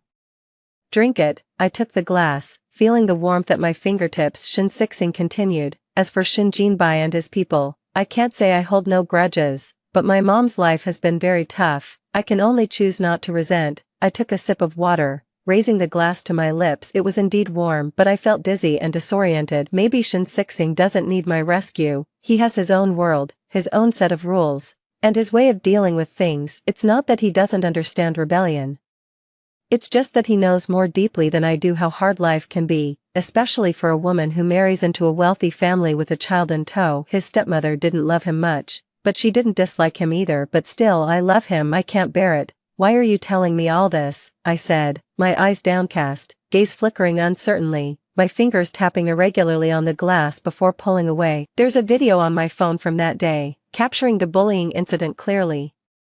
Everyone's face is clearly visible. If I send it out, Shin Jinbai might be punished, or he might not, but Shin and his stepmother definitely will be. Shin avoided the question and asked me instead, why are you so good to me? I looked up at him again, his eyes filled with stubbornness and confusion. Because I want to. I moved my fingers unconsciously, clearly feeling the warmth of the liquid in the glass. Shin I said, placing my other hand on the glass, holding it with both hands. I tilted my head and smiled at him, trying to make my tone sound joking. You might not believe it, but I am your future wife. Nonsense, talking rubbish. I was expecting such a response, but Shin eyelashes quivered, and he asked me, how far in the future? He didn't react as I had anticipated, and I was taken aback. I wanted to tell him, in just 3 years, when he was in his second year of university, and I was in my first, but no matter how hard I tried, I couldn't voice it out. Perhaps it was some rule here that I couldn't tell him the exact time. I could only say, not very soon, but not too far in the future. Shin suddenly laughed. This time his smile was genuine, his lips curved, his eyes twinkling with mirth, like iced mint tea on a summer day, refreshing and clear. I always felt that his life should be like this, bright and open, but it seems like it's always raining in his life, torrential downpours or endless drizzles. I ended up staying at Shin place. I used a clumsy excuse, saying my parents had just divorced, things were chaotic at home, and I had nowhere else to go. In my heart, I silently apologized to my parents. For the sake of their daughter's happiness, I had to pretend they were divorced for now. It was truly a flawed reason, but Shin didn't probe further. Instead, he asked for my name, Gu Mingxi. You're Ming for a brighter tomorrow, and Shi for hope when you are with me. Heartwarming education, I am always on it. Shin seemed thoughtful. When they named you, your uncle and aunt must have had great expectations. My dad said he picked my name from a list of newborns at the hospital. He said there was one called Sixing who looked well loved and well off. He hoped I could have a good life like that too. As he said this, A faint smile appeared in Shinshixing's eyes. My dad wasn't well educated, but he felt that was the best blessing he could give. After my dad died, my mom held up the entire family on her own. She was sick herself but never let me quit school, always telling me to study hard. Later, when she was working as a waitress in a restaurant, she met Shinjinbai's father. My mom was very beautiful, and she later married him. That's when my surname was changed. My childhood wasn't too bad. He paused for a moment, then added, no one owes me anything. It seemed like he was annotating his life, repeatedly telling himself not to harbor any resentment. It's okay to feel resentful. I said this as I reminisced. You know, when I was studying, I'd resent having to wake up at 8 a.m., I'd resent my group mates for slacking off, and I'd even resent the cafeteria staff for not giving me enough food. After I started working, I resented my colleagues for dumping work on me, I resented not keeping up with project schedules, and I resented not getting the raise I expected. Shinshixing and I are completely different people. I'm someone who easily gets irritated. A little inconvenience can drive me crazy, whereas Shinshixing is the type who always maintains his composure and is well organized. I was quite envious of him at one point. I rephrased my thoughts. What I mean is, there's no need to become what everyone expects you to be. Being yourself is good enough. You don't hold any grudges. And I applaud you for your admirable character. You express your complaints. And I also appreciate your honesty and straightforwardness. I wasn't sure whether Shinshixing truly held no grudges or had convinced himself not to, but it didn't matter. I accepted him either way. Perhaps my purpose for being here wasn't about some so-called rescue. Rather, I wanted to tell him that he is also loved. In that uncertain future, there is a definite me, who will definitely come into his life. Shinshixing clenched his fist to his lips, his tone light with a smile. I know, thank you. I wasn't sure if it was my illusion, but I always felt there was a hint of teasing in his eyes. You're homeless now, and you're still so worried about me. Huh, I opened my mouth but ultimately did not explain. That's also believable. You have classes tomorrow, right? You should rest early, to cover the rent. I'll take care of your meals. I'm really good at cooking. Shinshixing glanced at me, then suddenly said, then you'll need to buy some clothes to change into. I forgot. This isn't the home Shinshixing and I will have together. There's nothing of mine here. I was about to agree, then checked my bank account on my phone and silently swallowed my words. Here, I can't find a job because all my identification information is invalid. For now, I can only live day by day. I couldn't bear to watch Shinshixing go hungry, but I also couldn't go without clothes. After thinking, I plucked up the courage to call out to Shinshixing. He immediately looked at me with a puzzled expression. Would it be okay if I wear your clothes? Almost instantly, Shinshixing's ears turned a faint pink. He glanced at me in panic, his eyes, usually dull, suddenly filled with color and confusion.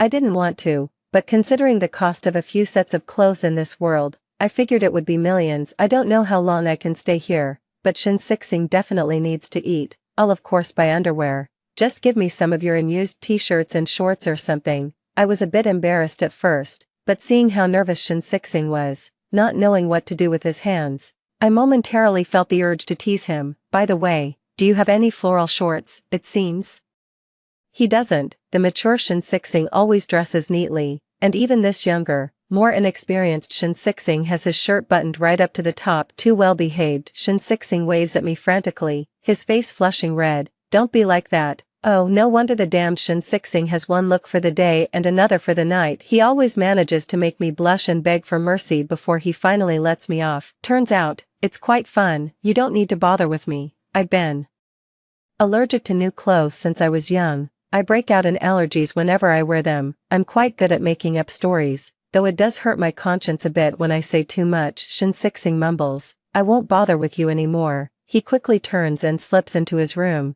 But before he closes the door, he peeks out at me. I sigh lightly, still pondering how to best spend the money in my account. After some careful calculations, I conclude that in a few months, I'll be living a life of eating once every 3 days with Shinshixing. So annoying. I push back my messy hair and stand up to pour myself a glass of water. Just then, I suddenly remember that the police asked me to come in for a statement during the day, but I had to take Shinshixing to the hospital first. I'll deal with it tomorrow. Now, there's a problem. I don't have my ID. I can't give my statement otherwise. Once they start checking my identity information, wow, I'd be sending myself straight to jail. Annoyed, I down the water in my cup but still feel gloomy. I might as well flop down on the couch and let out a long scream. Ah, a head peeks out from behind the previously closed door, Shin Sixing looking quite troubled. Don't be like this, I didn't really mean I won't bother with you. Here, stop shouting. He tosses something from outside the door, and it lands right in front of me. I immediately sit up and reach for it. Upon opening it,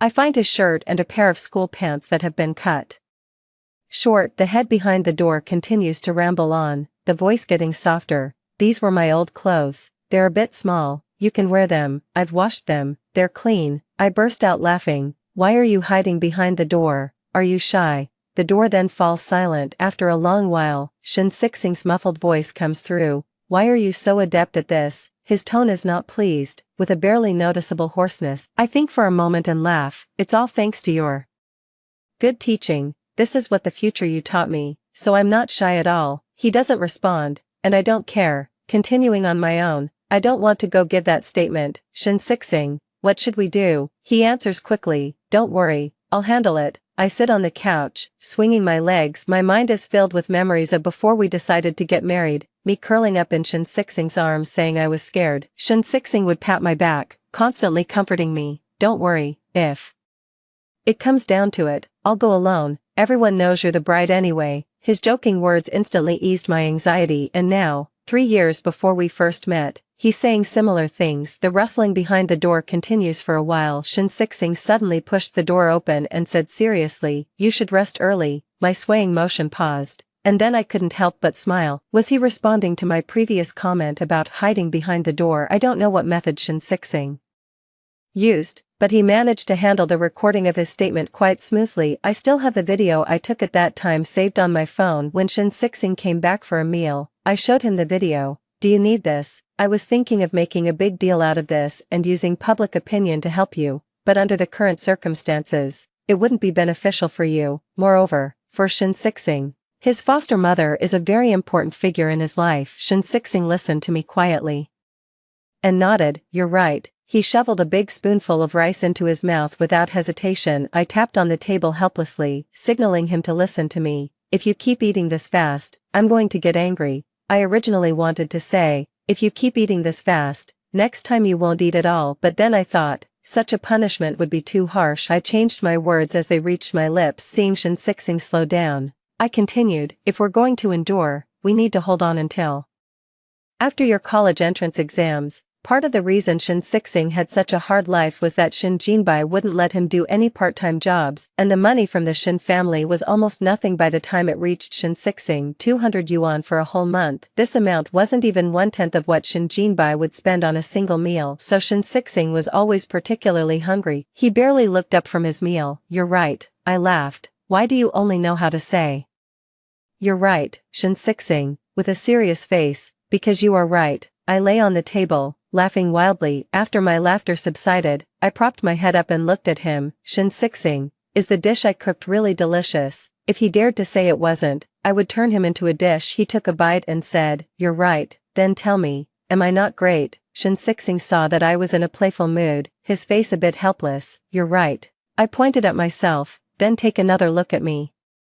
Am I not girlfriend material? Shin Sixing seemed choked, coughing continuously. I quickly stood up to pat his back. With tears in his eyes from coughing, he stuttered, didn't you say you are my future wife? I nodded hastily, my eyes gleaming as I watched him. Yes, that's right. He lowered his head and continued eating. I was not satisfied. What does that mean? I started rambling again. I have the looks, the figure, the education. What could you possibly be dissatisfied with? Just when I thought I wouldn't get a response, he suddenly said, then why are you even asking? His words were firm, but his ears were bright red. So shy. Damn it, I can't kiss him. When I get back, I'm going to kiss Shin Sixing to death. To think he was this adorable when he was younger. Just a few words could make his face turn so red he couldn't speak. Shin Sixing tried to keep a straight face, but the color of his ears was something he couldn't hide. He looked at me seriously. You have the looks, the figure, the education. I'm afraid you won't be satisfied with me.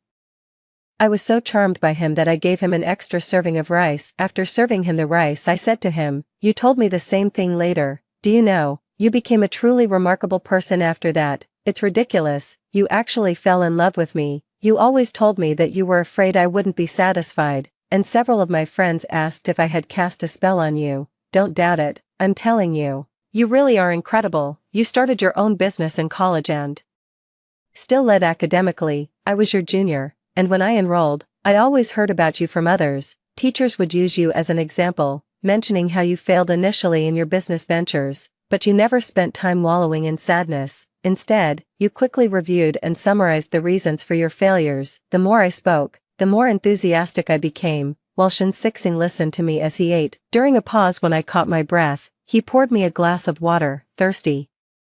I felt a bit defeated. Don't you believe me? You don't even have any questions to ask. Shin-Sixing looked at me, a pampering smile on his face. I want to know, did I meet you only after I succeeded in my business? Of course, that's right. Haven't you been listening to me? Aren't you hungry? I tugged at the school pants he had given me to wear. I was a bit hungry. I'd settle my score with him after eating. Shin-Sixing just smiled, his face saying I knew it. In the end, I didn't get to trouble him because, after eating, he obediently went to wash the dishes. After washing the dishes, he started doing homework. I quietly left. I was afraid he would ask me about the homework, which I had completely forgotten. 7. Under my care, which was barely passable as care, Shin-Sixing's health improved rapidly. Over 2 months, he gradually began to look like the young man he should be. No longer pale, no longer constantly hungry. During this time, Shin Jinbai stopped troubling him, but he really could eat a lot. If I didn't stop him, he might eat until he vomited. It seemed like he could never feel full. I had no money to take him to a doctor, so I could only look up the reasons on my phone. Some said it was because he had been starving for a long time, fearing he wouldn't have another meal, so he stuffed himself whenever he had the chance. I could only try to control him as my bank account dwindled. My anxiety deepened. I had a vague premonition that I was about to leave this world. This premonition grew stronger, but I hadn't yet seen Shin Jinbai and his crew punished, nor had I seen Shin-Sixing start to live a good life. On the day the premonition became too strong to ignore, unlike my usual self, I changed my clothes and went to pick up Shin-Sixing. Sadly, the only complete clothes I had were the ones I wore the day I arrived. During this time, I was actually wearing Shin-Sixing's school uniform. It could be considered the most youthful couple's outfit. I waited and waited, but Shin-Sixing didn't show up. I hurriedly ran to the alley we had been to that day. The same place, the same faces, the same scene. My heart pounded. Shin-Sixing noticed me immediately, giving me a reassuring smile. Just as his health had improved, it now showed signs of damage again. Just as I was about to repeat the act of calling the police, a muffled sound suddenly erupted ahead. Shin Jinbai gave me a provocative smile. You're saving him like this? Could it be because of my brother? He stopped, his look ambiguous and disgusting. How impressive must he be for you to be so obsessed with him? How about you look at us? Laughter broke out around us. Shin-Sixing, who had been silent, suddenly knocked him to the ground, punching without mercy, unrelenting in his attack. It almost became a one-sided beating with Shin-Sixing overpowering Shin Jinbai. None of the bystanders dared to step forward and intervene. Shin Jinbai, are you not afraid I'll tell your father what you just said? We are relatives, after all. I saw you over the new year. Initially furious, Shin Jinbai's expression froze momentarily. I exchanged a glance with Shin-Sixing, who quickly stood up and fiercely kicked Shin Jinbai. Then, grabbing my hand, he sprinted away with me. All I could hear were the whooshing winds and Shin-Sixing's heavy breathing. Don't be afraid, I'm here. As he pulled me along, a hesitant thought began to sprout in my mind, and I blurted out inappropriately, Shin-Sixing, does this feel like we're eloping? During our relationship, I had always hoped he would do something outrageous for me. It wasn't about being rebellious or unconventional, I just lacked confidence and hoped to validate his love through such extraordinary acts. But someone like Shin-Sixing was meant to follow a straight path without any mistakes because of me, so I never expressed these thoughts. Yet now, it seemed we had inadvertently achieved just that. There I was, running through the springtime streets with a younger Shin-Sixing. The world's chaos was left behind. Don't talk like that. Breathing heavily, Shin-Sixing pushed me towards a corner. Don't think about eloping, you should have a good life with me. Then he suddenly smiled at me, a smile brighter than the springtime flowers. Are you really going to be my wife? Shin-Sixing always asked this, and I never hesitated. Truly, as true as my heart. But this time, he didn't look away. With pale lips, he seemed somewhat pleased. Then tell me you love me, say you'll never leave me. I looked at him and smiled, my tone firm. I love you, and I will never leave you. I really, really want to be with you forever. Shin-Sixing was truly delighted. I could see his eyes shining. He asked again, Is it in that not-so-distant future that we are supposed to meet? I nodded. Shin Sixing stepped forward, hugged me tightly as if trying to merge me into his being. I wanted to look up and ask what was wrong, but he held my head down. I was forced to listen to the strong heartbeat in his chest, listening to his trembling voice above my head. I'll wait for you. You must come. Our Mingxi aren't homeless children. We will have a home. I'll wait for you. You must come. He released me. Stepping back, I had so many questions, but he didn't give me the chance. Just gently smiled at me. Let's go home. I'll wait for you. The scene before me shifted like flowing sand. The world blurred, then came into focus. I was still in the home I shared with Shin Sixing. I broke down in tears, but then, I was embraced by warm arms. The man holding me close, gently soothing me, had a nightmare. He rubbed my head, securing me in his embrace. Don't be afraid, I'm here. After crying for a while, I choked up and told him, I went back to when you were in high school. It felt so real. Not like a dream at all. They were all bullying you. You're such a good person. Why would they treat you like that? Holding me, Shin Sixing's body tensed noticeably. He glanced at me with his head bowed, a gentle smile forming on his face.